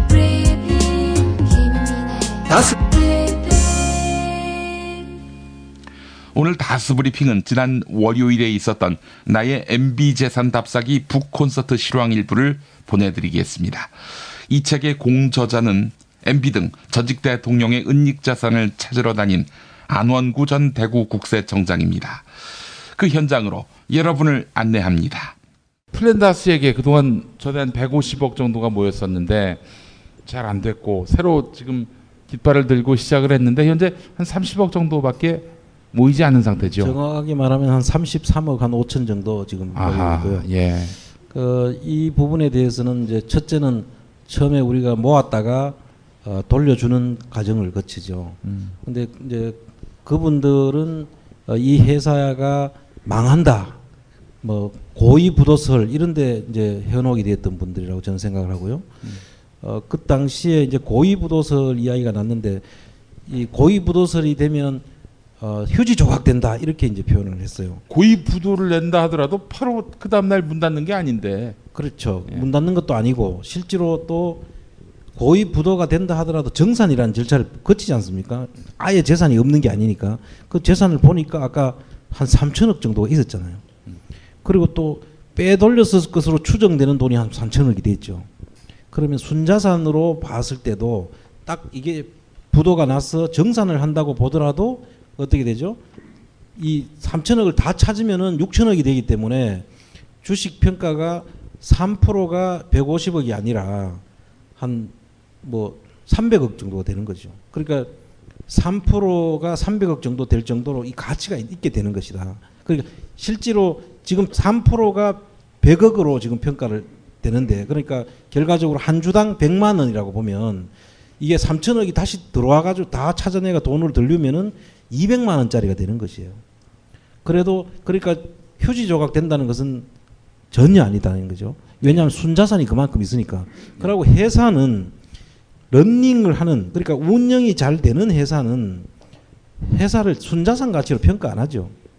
회사는 앞으로 생길 수 있는 영업 이익이 계속 이 회사도 지금 계속 뭐 한 300억, 250억에서 300억 정도는 자기들 다 빼먹고도 250억에서 300억 정도는 계속 이익이 생기는 회사란 말이죠. 예. 그러면 1년 지나면 300억이 세이브되고 1년 지나면 300억이 세이브되고 몇 년 지나면 나중에는 이 회사가 자기들이 지금 신고해 놓은 대로 해도 이 회사는 계속 이익이 쌓여가는 회사지. 그야말로 금방 딱 문 닫는 회사가 아닐 것이라는 거죠. 그리고 그때 현대차가 거래를 딱 끊을 것이다. 지금 이명박 구속됐는데 지금 현대차가 딱 끊었나요? 현대차가 이 다스의 시트를 만들어서 납품하지 않으면 당장 차를 출고를 못해요. 그렇지. 시트 없는 차가 혼자 달릴 수 없잖아요.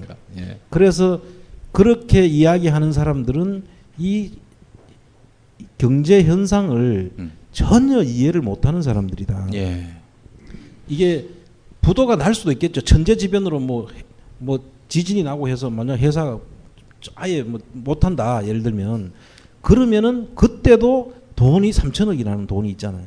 이 현대차라는 회사는 세계적인 기업이기도 하고 거기에 납품을 하는데 하루아침에 이 회사에서 하던 걸 그만두고 저 회사로 옮길 수가 없어요. 왜냐하면 그 회사의 품질 관리를 하기 때문에 회사 입장에서는 그 품질이 안 되는 회사 거를 쉽게 받을 수 없기 때문에 이 회사를 없애려면 한 10년 정도 이런 회사를 키워가면서 없애야 되는 거거든요.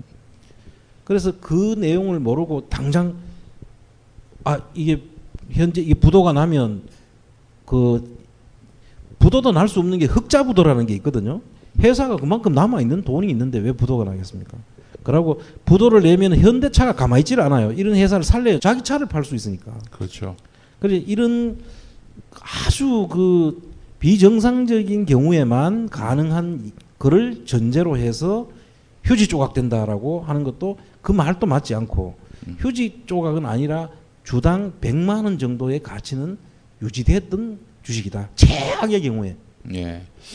우리 청장님이 굉장히 다스의 지분은 휴지 조각이 될 리가 없다라고 강조하고 또 강조하셨는데 뭐 그런 어디서 들은 소문인지는 모르겠지만 하여간 다스의 지분이 휴지 조각이 될 수 있다라는 그런 우려 때문에 애초에 그 150억을 투자했던 그 모든 플랜다스의 개원들이 새로 만든 플랜다스의 개로 다시 오지 않는 일부만 오는 한 5분의 1만 오는 이런 상황이 돼버렸는데 자 청장님 플랜다스의 개를 이제 복원을 해서 만약에 지분을 사게 된다.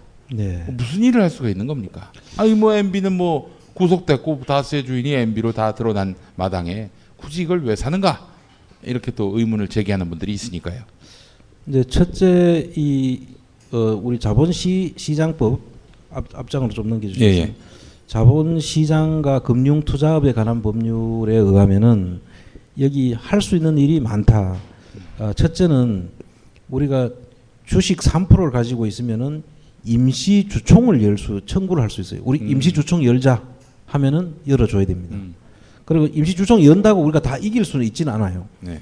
80% 지분이 통으로 다 증발이 돼 버렸으니 그렇습니다. 이제 80%가 주총을 열었을 때 금융실명법에 의하면은 예. 금융실명제에 따라서 차명 주식으로 보유하는 주식에 대해서는 의결권이 제한돼 있어요. 80%가 지금 MB 건데 딴 사람 이름으로 돼 있으니까 이 80% 지분은 자기 의사 표현을 못 하는 거죠.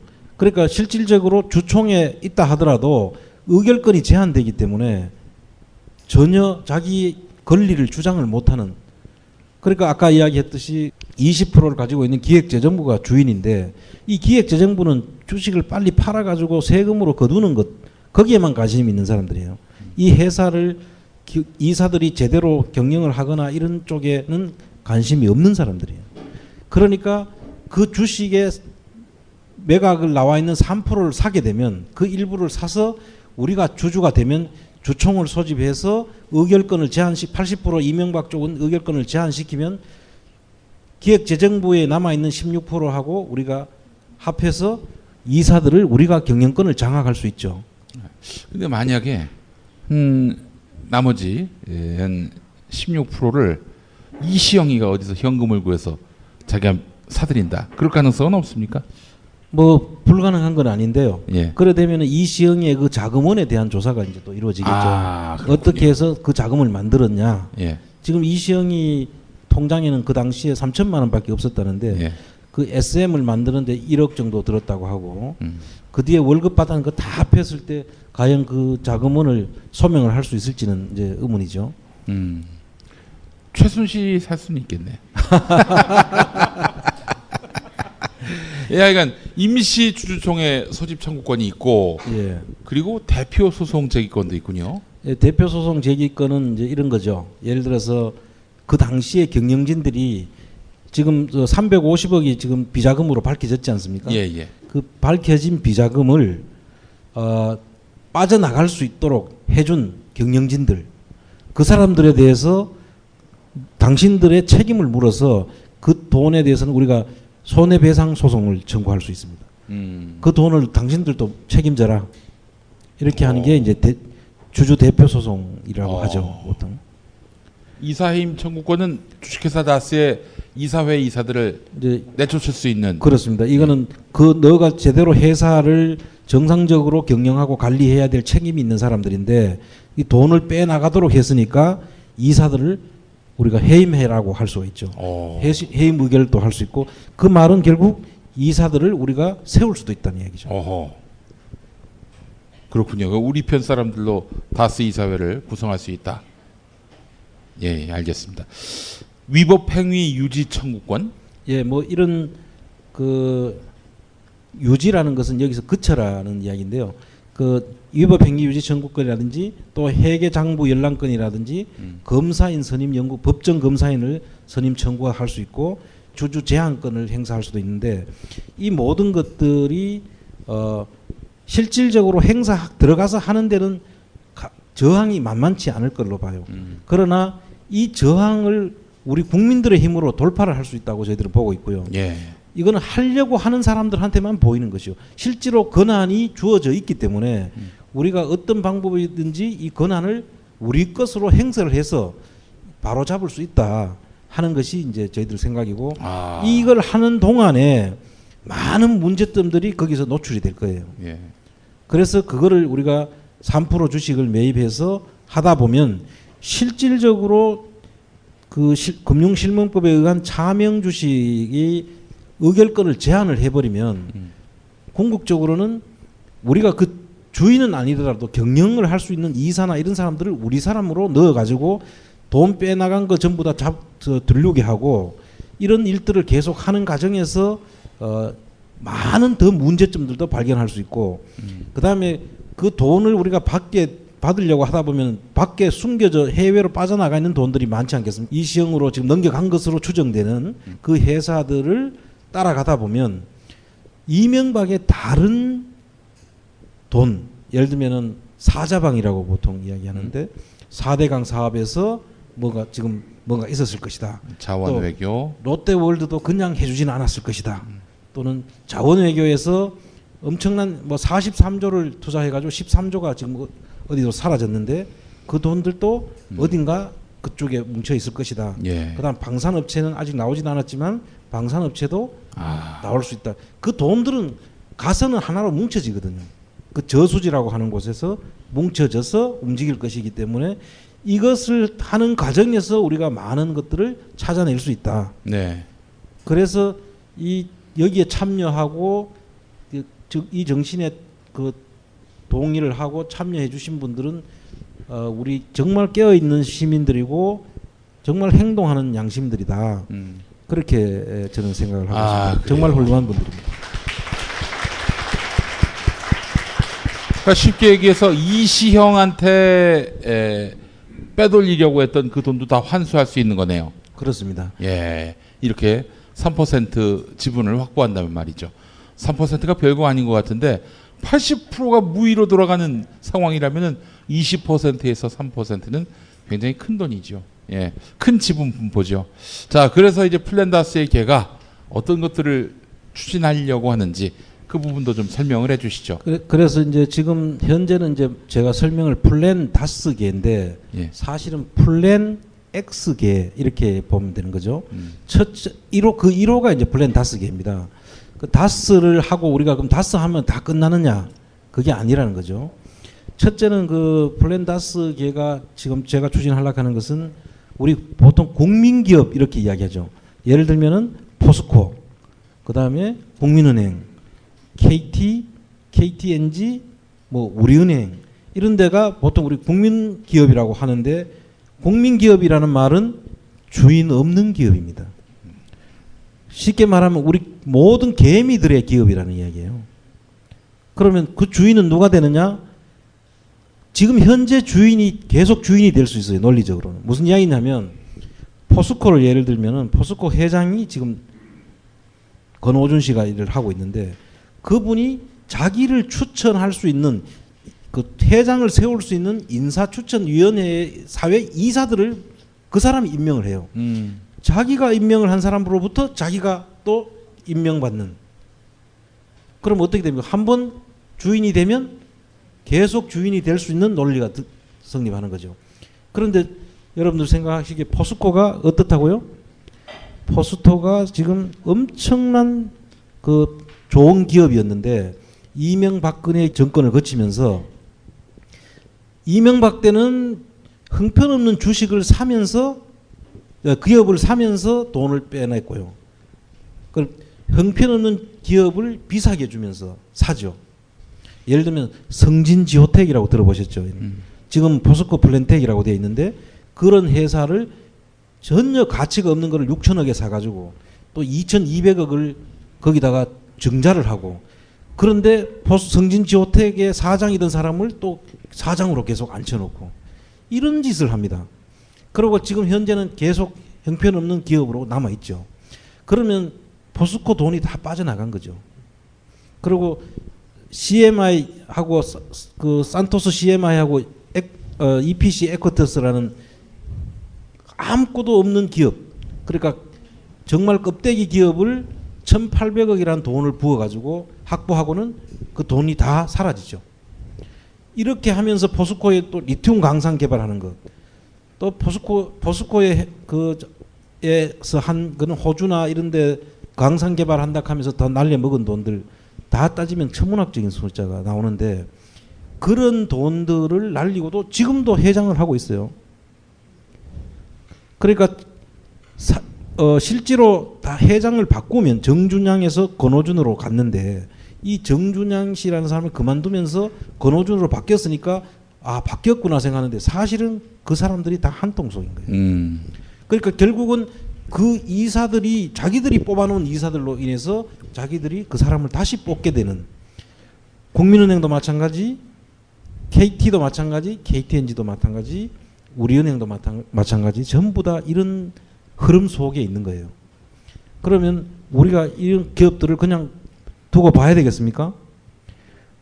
우리가 지금 플랜 다스계를 성공하면 그 많은 사람들이 힘으로 이제 이 다스는 비상장 주식이기 때문에 시중에 나와 있는 게 없어요. 그래서 우리 국민들이 안 가지고 있다고요. 할 수 없이 캔코에서 나와 있기 때문에 우리는 그걸 샀어야 되지만 포스코나 이런 것은 우리 국민들이 다 가지고 있는 거예요, 지금. 그렇기 때문에 우리 플란다스계가 성공하는 모습을 보여주면 그분들로부터 당신들이 주주는 주주권을 가지고 있대. 의결권만 우리한테 위임해 주세요. 하는 거죠. 그럼 의결권을 우리가 위임받으면은 지금 있는 회장들 다 빠져. 우리가 옳은 사람으로 세울 테니까 당신들 다 그만두세요. 할 수 있는 거죠. 그게 진짜 우리 국민 기업이잖아요. 그거를 하려고 하는 거예요.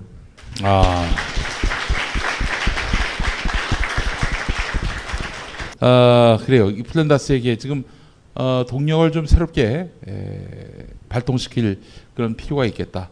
그리고 MB의 재산 환수는 온 국민의 염원이거든요, 사실. 예. 감옥에 MB를 보내면서 이걸로 끝이다. 뭐 모든 게 다 청산이 됐다. 누가 그렇게 생각하겠습니까? 플란다스의 개가 실질적으로 MB 재산 환수의 관문이 될 수 있다.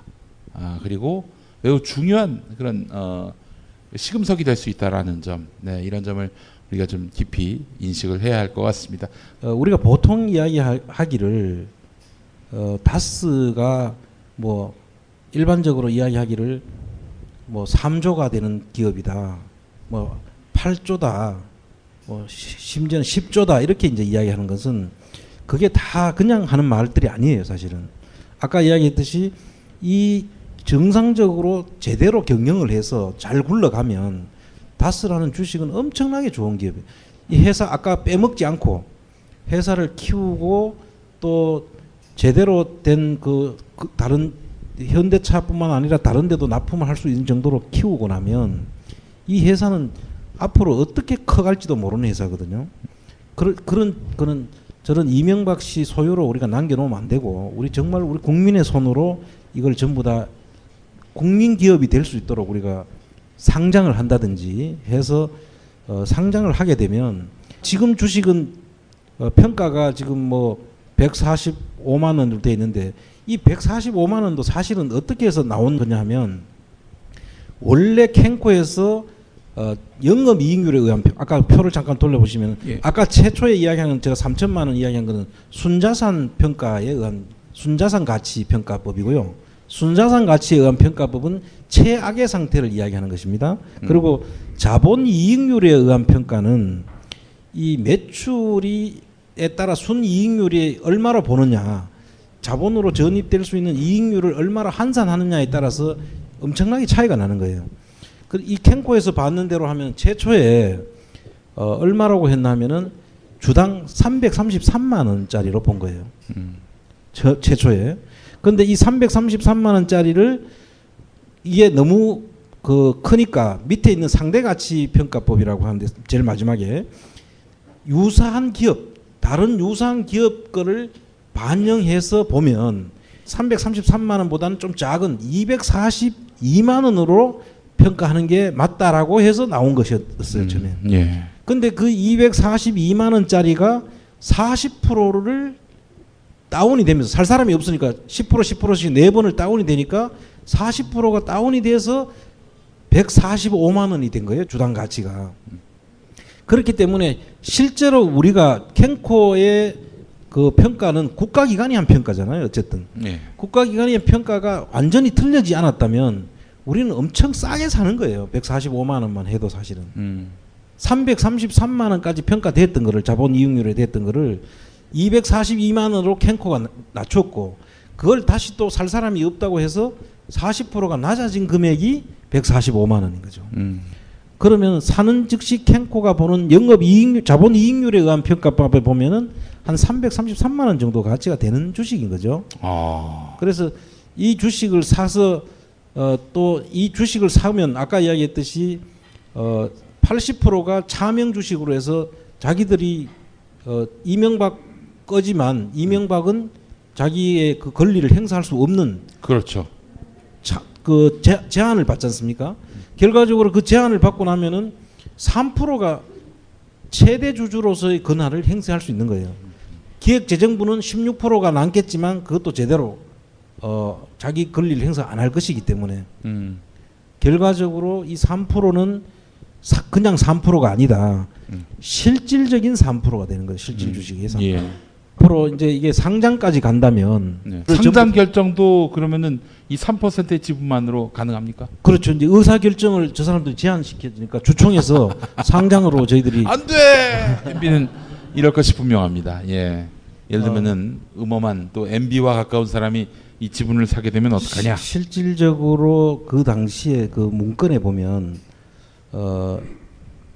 MB의 그 자금으로 추정될 수 있는 제3자 사모펀드가 이거를 사도록 권할 것이다.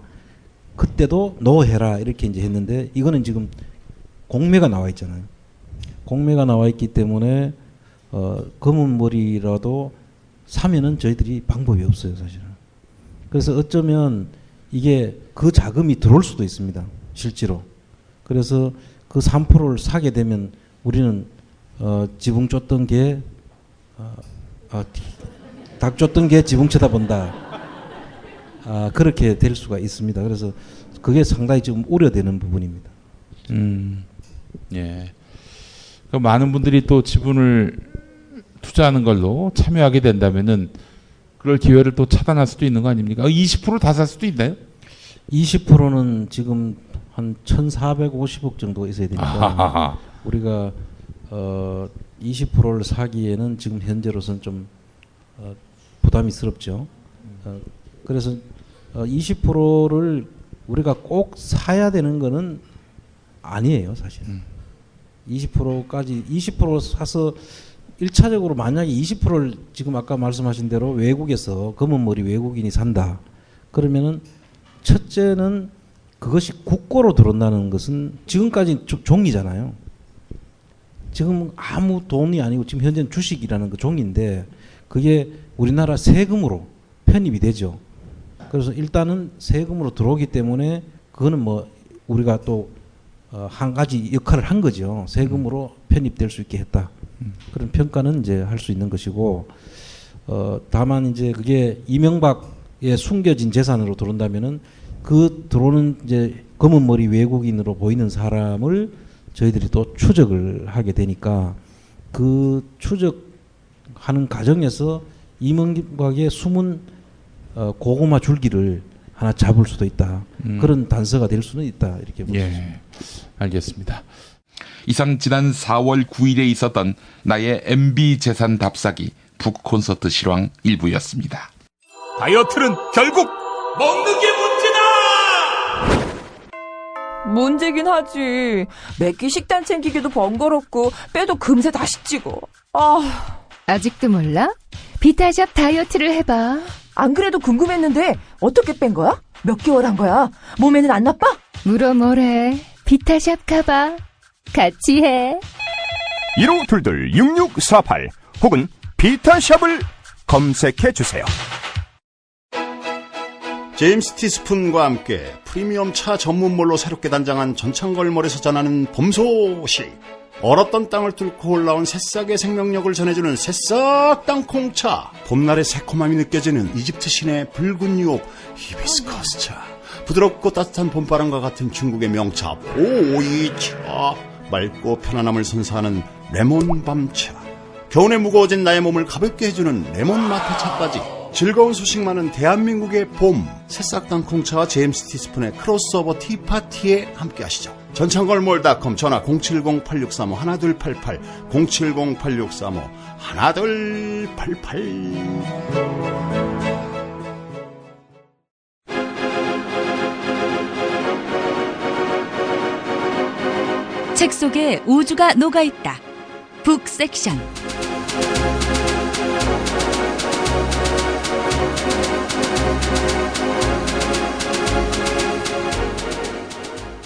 한국 사회에서 적폐라고 불리는 곳에 어김없이 삼성의 그림자가 목격됩니다.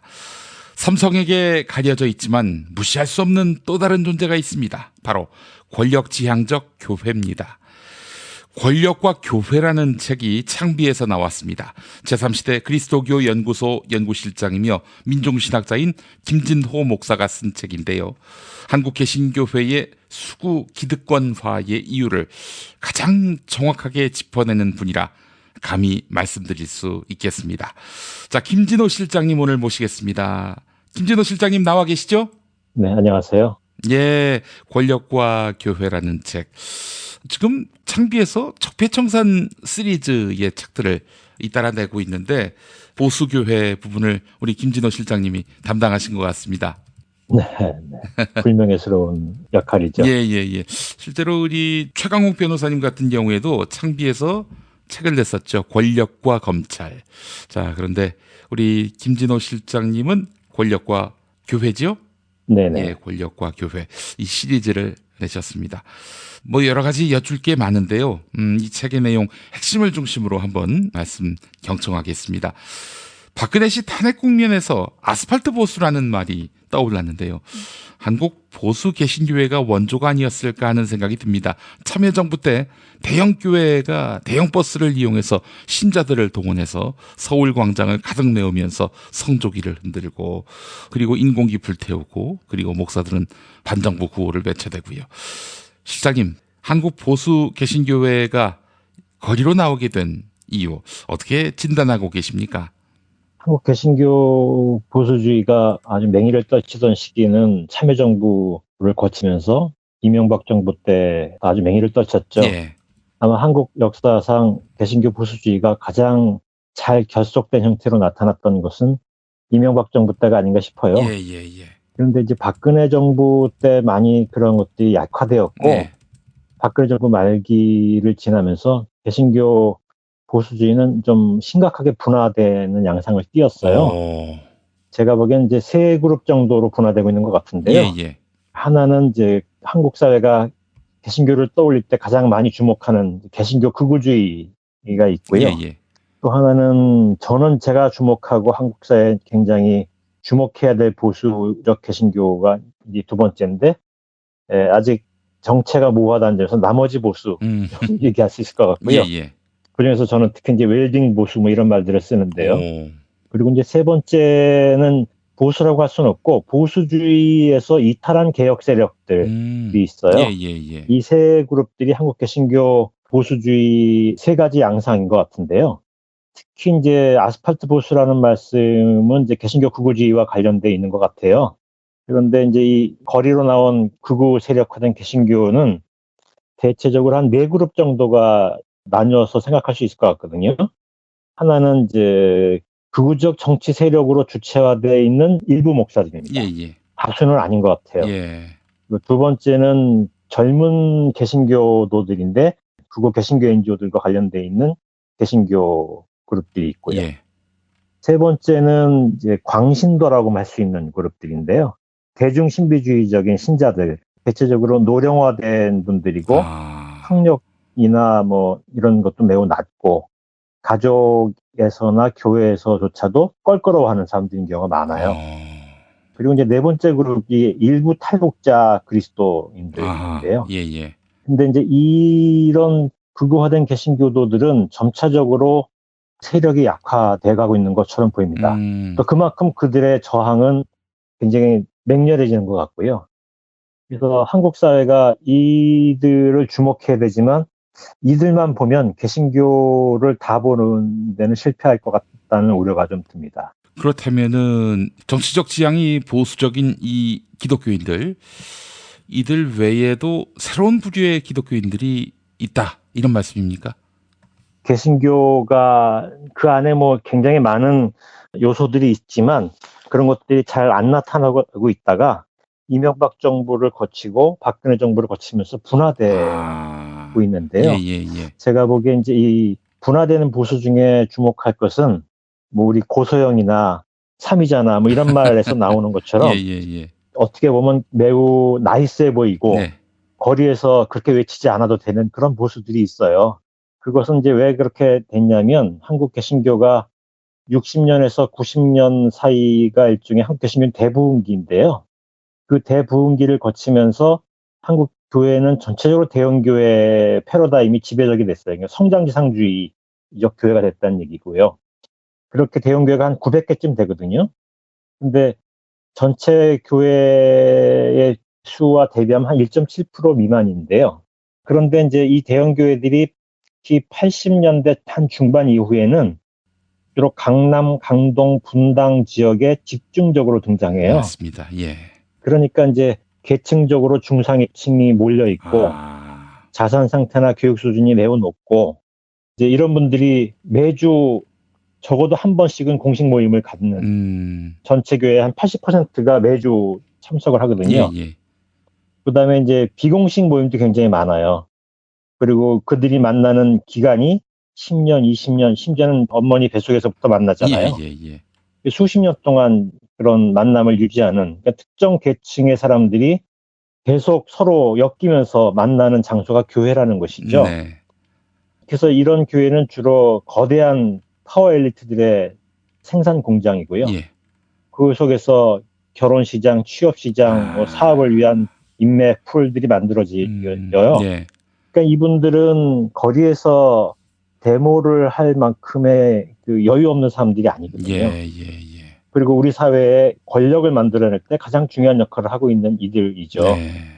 그런데 우리가 이제 거리에서 태극기 들고서 우리가 좀 이해할 수 없는 행동을 하는 개신교 극우 집단들만 주목하면 다른 한편에서 우리 사회에 부당하고 불편하고 특권을 점유하는 집단들의 그런 모습들이 가장 집중되게 표현되는 곳이 교회일 텐데 그것을 못 본다라는 것이죠. 이 책이 교회와 권력이라고 할 때 주목하는 지점이 바로 그런 점입니다. 아, 그렇군요. 보수 기독교인이라고 불리는 사람들이 광장에서 보는 그런 부류의 사람이 전부가 아니라 말 그대로 소득 수준이라든지 학력 수준이 상대적으로 높으면서 정치적 지향은 보수적인 이런 집단들, 이른바 뭐 강남의 크리스찬 이렇게 표현할 수도 있을 텐데 이들에게 좀 더 포커싱된 그런 책이 바로 권력과 교회다 이 말씀인 거죠? 네, 뭐 그 안에는 극우주의의 생성과 형성에 대해서도 많이 얘기하고 있고요. 하지만 또 최근에 우리가 주목해야 될 일종의 신사화된 보수에 대해서도 주목해야 된다 이런 얘기를 다루고 있습니다. 대형교회 이야기를 안 할 수가 없는데 말이죠. 그 전에 우선 보수 기득권 지향의 교회가 근래 들어서 혐오를 끊임없이 양산하고 있다는 점, 이 점도 주목해야 할 것 같습니다. 과거에는 뭐 북한, 빨갱이 이 정도였는데 최근 들어서는 동성애에다가 이슬람교인까지 그 지평을 넓히고 있는데 그 기독교 하면은 사랑을 강조하는 예수, 예수를 믿는 종교로 알고 있지만 근데 예수를 따른다는 이들이 지금 혐오로서 어떤 생존 전략을 취하고 있다는 거 아니겠습니까? 자기 교인들끼리의 결속을 위해서 계속 혐오의 언어들, 혐오의 대상들을 양산해내고 있다. 이런 지적을 안 할 수가 없을 텐데요. 이 점을 목사님은 어떻게 보십니까? 한국 개신교의 생존 비법이라 그럴까요? 그중에 큰 요소 중에 하나는 적을 만들어냄으로써 성공했던 측면이 있죠. 공산주의 아까 말씀하셨지만 또 이단도 그래요. 위기가 증폭될 때마다 이단들을 아주 많이 등장하거든요. 서로 안에서 이단이라고 싸우고 문제는 최근 들어서 또 우리가 위험스럽게 보고 있는 것은 새로운 적들을 만들어내고 있다는 것이죠. 예컨대 뭐 성소수자, 또 이슬람 국가들이나 이슬람 문화, 또 이슬람 신앙을 가지고 있는 무슬림들, 그리고 타종교, 뭐 이를테면 불당들을 훼손하는 행동들도 이제 그런 타종교에 대한 적개심의 표현인데요. 그런 이제 배타주의를 증폭시킴으로써 내적 위기를 외적 위기로 전환시키려는 행동들인데요. 근데 사실은 또 흥미로운 것은 예컨대 성소수자에 대해서 지금 전례 없이 강력한 적대주의를 부추기고 있는데 교회가 근데 실제로 인식 조사를 해보면 개신교도들 중에 더 많은 사람들이 성소수자에 대해서 적대적이지 않아요. 그것은 이제 한국 사회가 변화하는 어떤 인권 인식 수준에 보다는 좀 못 따라가는 측면이 있지만 그래도 적대를 부추기는 개신교 극우주의자들의 생각에 동의하지 않는 기독교인들이 많다는 것이죠. 네, 이제 그런 기독교인들은 일종의 자기 성찰을 할 수 있는 기반을 가지고 있는 것 같아요. 그런 자기 성찰들을 좀 더 진취적으로 해내기 위해서 아까 제가 말씀드린 세 번째 그룹, 보수주의에서 이탈한 개혁 그룹들이라고 말하는 개신교 개혁 세력들이 굉장히 열심히 노력을 하고 있는 것 같습니다. 하지만 이제 혐오주의적 기독교는 자기 성찰을 유보시키면서 내적 위기를 외적 위기로 전환시키고 있다는 점, 그런 점에서 아주 개신교의 퇴행적 요소를 보여주고 있는 것이 아닌가 이런 생각이 듭니다. 아, 그래요. 사실 뭐 성소수자에 대해서 좋아하진 않더라도 그렇게 교회의 지도자들이 말하는 것처럼 혐오하는 분들이 몇이나 있을까 하는 생각은 듭니다. 사실. 그런데 계속 이 목사들이, 교회 지도자라는 사람들이 혐오의 언어를 쏟아내고 있다는 점은 참 여러 가지로 씁쓸하게 만드는데요. 자, 근데 이 교회 지도자라는 사람들이 선거 때마다 영향력을 행사하려 한다는 점, 이 점도 주목해야 할 것 같습니다. 제가 뭐 누차 방송에서 이야기합니다마는 20대 총선 때 한국 개신교회가 동성애 오적을 꼽아서 그들에 대한 낙선 운동을 벌였는데요. 주로 민주당 그리고 통합진보당 소속의 후보들이었습니다. 선거 때마다 이렇게 동성애 옹호자라느니 뭐 이런 식으로 해서 낙선 운동을 벌이는 이들의 그 의도, 어떻게 목사님은 파악하고 계십니까? 네, 그만큼 위기의식이 심각해요. 개신교 극우주의자들이. 네, 너무나 심각해서 과거에 비해서 신자들조차도 목사들에 대한 존경심을 포기한 사람들이 많거든요. 그리고 지금 개신교 신자들 중에 교회 간을 이동하는 신자가 굉장히 많습니다. 옛날에는 이제 개신교의 성장이 타종교나 비종교인들이 개종해 들어오는 새로운 신자들이 많았거든요. 새 신자들이. 근데 최근에는 교회들이 새 신자는 별로 없고 교회를 이동하면서 들어온 신자들이 많아요. 그래서 규모에서 성공한 교회들도 새 신자들이 들어오는 곳이 아니라 교회를 이동해서 오는 거예요. 그것은 뭘 뜻하냐면 과거의 교회 성장은 개신교에 대한 희망을 가지고 들어온 사람들, 기대감을 가지고 들어온 사람들로 개신교가 성장을 했다면 지금은 불신과 실망감 때문에 교회가 성장하고 실패하고 하는 양상이 나타난다는 것이죠. 그만큼 이제 개신교 목사들의 위기의식은 굉장히 큰데요. 그래서 극우 개신교 목사들이 주축이 되는 개신교 정당들이 아주 강력한 반동성애 운동들을 동성애에 거의 포커스를 맞추다시피 했어요. 그렇게 했는데 중요한 것은 그 노력들이 신자로부터 동의받지 못했다는 것이죠. 아주 완전히 실패했던 것이에요. 심지어는 신자들이 표를 안 찍어준 것뿐만이 아니라 저항도 적지 않이 있었다는 사실입니다. 교회 안에서. 그런 것들이 오늘날 이제 개신교 극우 세력들의 위기를 반영하고 있는 것이죠. 목사님, 그 반동성애 운동을 벌여서 교회가 덕을 본 면이 있습니까? 제가 보기에는 별로 없어 보이는데 지금 그런 운동을 하는 분들은 그런 기대를 하고 있는 것 같아요. 그런 노력들이 어떻게 보면 이제 자기들이 하는 노력들을 세상으로부터 우리가 탄압받지만 성스러운 일을 하고 있다라는 그런 자의식을 갖게 하는 내적 동기도 되는 것 같아요. 그렇지만 문제는 그 일이 성공할 것 같지는 않다는 점이고요. 근데 이제 한 가지 보태 말씀은 개신교가 아무리 위기에 처해 있어도 개신교가 가지고 있는 자원은 굉장히 막강. 우리 사회 다수자들이잖아요. 그렇죠. 그런데 이제 문제는 성소수자들이라는 사람들은 상대적으로 우리 사회에 자원을 갖고 있지 못한 사람들이 많잖아요. 그렇습니다. 그러니까 이제 당장 소수자들이 겪는 고통은 굉장히 크다라는 것이죠. 그래서 지금 특별히 인권이라는 것이 개신교 안팎에서 우리가 특별히 주목해야 되는 측면이 있고, 또 개신교가 그런 인권을 탄압하는 세력이라고 할 때는 개신교에 대한 시민사회에 그리고 종교 내에 준엄한 심판이 있어야 된다라는 그런 얘기를 드리고 싶습니다. 알겠습니다. 자, 대형교회 이야기를 안 할 수가 없습니다. 미국에서도 지금 대형교회는 대체일로를 겪고 있는 것으로 알고 있는데 여전히 한국 사회에서는 건재해 보입니다. 한국 사회에서 대형교회가 힘을 얻는 이유, 뭐 사실 세계 1등 장로교회, 세계 1등 감리교회, 또 세계 1등 교회, 모든 교파를 초월해서 가장 교인 수가 많은 교회 1위, 다 한국에 있지 않습니까? 그 이유를 뭐라고 보세요, 목사님? 일단 한국이 아까 말씀드린 대로 2000년대 초에 1.7%쯤 돼요. 제가 계산해 보니까. 예. 그리고 지금은 그보다는 좀 낮은 것 같습니다. 1.7% 미만의 교회가 한국의 이제 메가처치인 것 같고요. 전체 교회 수 대비 대형 교회 비율이 1.7%면 전 세계 가장 높은 비율인 것 같은데요. 보다 중요한 것은 98.3% 이상의 교회들이 대형 교회가 아니라는 점이에요. 그런데도 흥미로운 것은 대형 교회가 아닌데 압도적으로 많은 대형 교회 아닌 교회들 중에 대다수는 대형 교회가 되기를 꿈꾸고 있다는 것. 또 대형 교회 방식대로 성장주의적 신앙과 제도를 강력하게 드라이빙하고 있다는 것이죠. 그래서 저는 이제 이 한국에 있는 대부분의 대형 교회 아닌 대형 교회를 추구하는 교회들을 짝퉁 대형 교회라고 부르는데요. 이제 한국 교회 위기를 가장 심각하게 겪는 것은 이런 짝퉁 대형 교회들이에요. 반면에 대형 교회들은 상대적으로 건재합니다.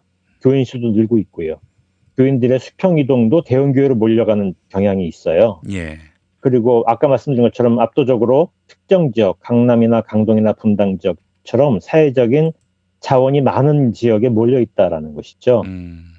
그리고 이런 교회들은 교회에 다니고 있다는 것 자체가 개인에게 유리해요. 이를테면 결혼 시장도 되고, 누가 취업을 못하고 있으면 취업하는 데 도움도 받고, 사업하는 사람도 도움을 받고 있고, 내가 어렸을 때부터 아는 든든한 친구가 아주 안정된 계층의 사람이라는 것이 굉장히 큰 힘이 되잖아요.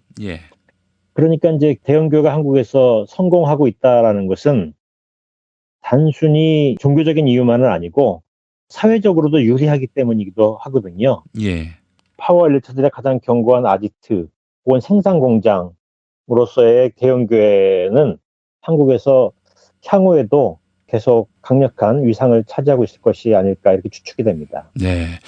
교인이 많이 모이고 헌금이 많이 거치고 그래서 외적 규모가 팽창해야만 하나님의 축복을 받는 것이다. 이런 도식이 어디서 생겼는지는 모르겠지만은 하여간 이것이 한국 개별교회에 지향하는 바 내적 성숙은 뭐 당연히 수반될 것이다라는 뭐 참 실체를 알 수 없는 그런 믿음, 이런 믿음 속에서 그동안 교회가 외형만 키워온 측면이 있는데요. 자, 이러다 보니까 이제 그 한계에 봉착하게 된 때가 된 것이 아닌가 이런 생각이 듭니다. 목사님, 그 막무가내 형태로 세상 사람들의 빈축을 사던 개신교가 최근에는 영향력이 급감하고 있습니다. 그 규모가 축소되고 있는지는 알 수 없지만 적어도 대사회적 영향력은 크게 축소하고 있는 양상이고요. 청년들의 이반 현상도 뚜렷한데요. 한국 개신교 앞날이 어떻게 될 것 같으세요? 그러니까 영향력이 급감하는 측면이 분명히 있고요. 근데 또 다른 한편에서는 여전히 막강한 영향력을 가지고 있잖아요. 이를테면 박근혜 대통령이 개신교 신자라고 말할 수는 없지만 박근혜 대통령 시절에 고위직에 있던 분 상당수가 개신교 신자였고 또 뭐 한국사회 파워 엘리트들의 거의 절반이 개신교 신자라는 조사도 있어요. 그만큼 이제 한국 개신교는 여전히 세력이 막강한 것이죠. 사회적 자원을 많이 가지고 있다라는 것이죠. 그래서 개신교의 영향력은 한편에서는 급감하고 있지만 한편에서는 여전히 건재한 측면이 있거든요. 그것은 한국 사회의 모순과 개신교의 모순이 중첩되어 있기 때문인 것 같아요. 이 한국 사회가 변화하지 않고 개혁되지 않고 지속되는 한은 그것은 교회가 권력을 유지하는 것과 서로 얽혀 있다는 것이죠. 한국 사회가 평등하고 좀 더 공공적인 사회로 갈수록 교회도 그렇게 바뀌어갈 수 있다는 것이라는 얘기예요. 그런 점에서 제 생각에는 한국 사회와 교회가 함께 권력에 대한 평등한 배분, 권력의 공공성을 강화하는 방향으로의 변화, 그런 것들이 일어나야 되지 않을까 그런 생각이 듭니다. 교회가 사회적 역할, 공공적 사명을 감당할 때 새로운 활로가 열릴 수 있다. 이 말씀입니다. 알겠습니다. 자, 김진호 제3시대 그리스도교 연구소 연구실장이 내신 책 권력과 교회, 정말 많은 분들의 사랑을 받고 있고요. 저하고 SBS 김용민의 정치쇼 함께하는 정한성 PD도 이 책을 원래 저한테 보내셨는데 정한성 PD가 너무 관심 있다면서 붙잡고 안 주고 있어요. 예, 그만큼 네, 감사합니다. 굉장히 흥미롭고 유익하다라는 이야기를 하던데 권력과 교회 이 책 얇은 것 같지만은 한국 개신교가 왜 이 모양 이 꼴인지를 모두 다 담은 책이다. 이런 평가가 가능할 정도로 아주 내실 있는 그런 구성과 더불어 또 이 내용을 가장 잘 아는 한국 최고의 전문가인 김진호 실장이 쓰신 책이란 점에서 많은 분들의 주목을 받게 될 것이라고 저는 또 그렇게 예상을 합니다. 자, 김진호 실장님 오늘 말씀 감사합니다. 감사합니다. 네, 권력과 교회를 낸 제3시대 그리스도교 연구소 김진호 연구실장이었습니다.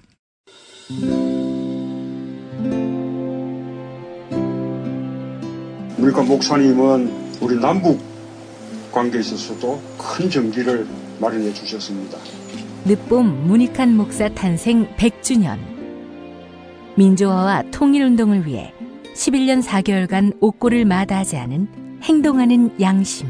오늘 우리가 누리고 있는 이 민주주의 또 문익환 목사님의 덕분이 아주 큽니다. 그가 24년 동안 살았던 서울 강북구 인수복로 통일의 집이 6월 1일 문익환 통일의 집 박물관으로 거듭납니다. 사람들이 이렇게 항상 북적북적 이렇게 했던 공간이라 아버지한테만 아니라 우리 모두들한테 굉장히 큰 의미가 있는 통일의 역사를 기억하며 통일의 길을 모색하는 문익환 통일의 집 박물관 기념사업 추진위원으로 함께해 주시겠습니까? 이건 단지 어떤 유가족들의 유산이 아니라 우리 시대가 가지고 있는 유산이기 때문에 자세한 안내는 포털 사이트에서 문익환 통일의 집을 입력해 주세요.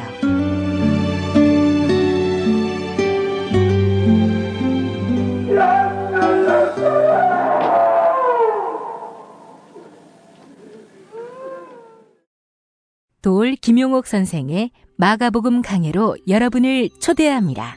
이 마가복음이라는 게 대단히 중요합니다. 왜냐하면 복음서의 원형이기 때문에. 원형. 매주 일요일 아침 11시 서울 서대문구 충정로 20 서울 지하철 충정로역 9번 출구 앞에 있는 벙커원에서 도울과 만나세요. 율법을 믿으시겠다고? 신약이 율법의 완성이라고? 얼어빠질 그따위 기독교 내 입 앞에서 제발 입도 뻥끗 터지지 말아요. 그런 소리는. 벙커원 교회 일요일 예배를 겸하는 이 자리. 도울이 진리와 생명이었던 예수를 원형 그대로 복원합니다. 그 십자가를 과감하게 걸머지고 돌아가신 예수를 말하지 아니하고 믿으면 너는 금방 축복받을 일만 남았다. 이게 한국 목사들 99%의 거짓말 설교예요. 도울의 마가복음 설교는 따로 녹화 녹음되지 않으며 현장에서만 만나실 수 있습니다. 오늘 전국은 비가 내리고 흐린 날씨를 보이고 있습니다. 미세먼지는 전 권역이 좋음 상태를 유지할 것으로 보이는데요. 내일 일요일은 가끔 구름이 많다가 오후부터 차차 맑아지겠습니다. 김용민 브리핑 토요 스페셜 모두 마치겠습니다. 애청해 주신 여러분 감사합니다. 김용민 브리핑과 함께한 시간 어떠셨어요? 다음 시간에도 보다 바르고 알차며 즐거운 정보로 여러분을 찾아가겠습니다. 팟캐스트 포털 팟빵에서 다운로드하기, 구독하기, 별점 주기, 댓글 달기로 응원해주세요. 잊지 마세요. 다운로드하기, 구독하기, 별점 주기, 댓글 달기.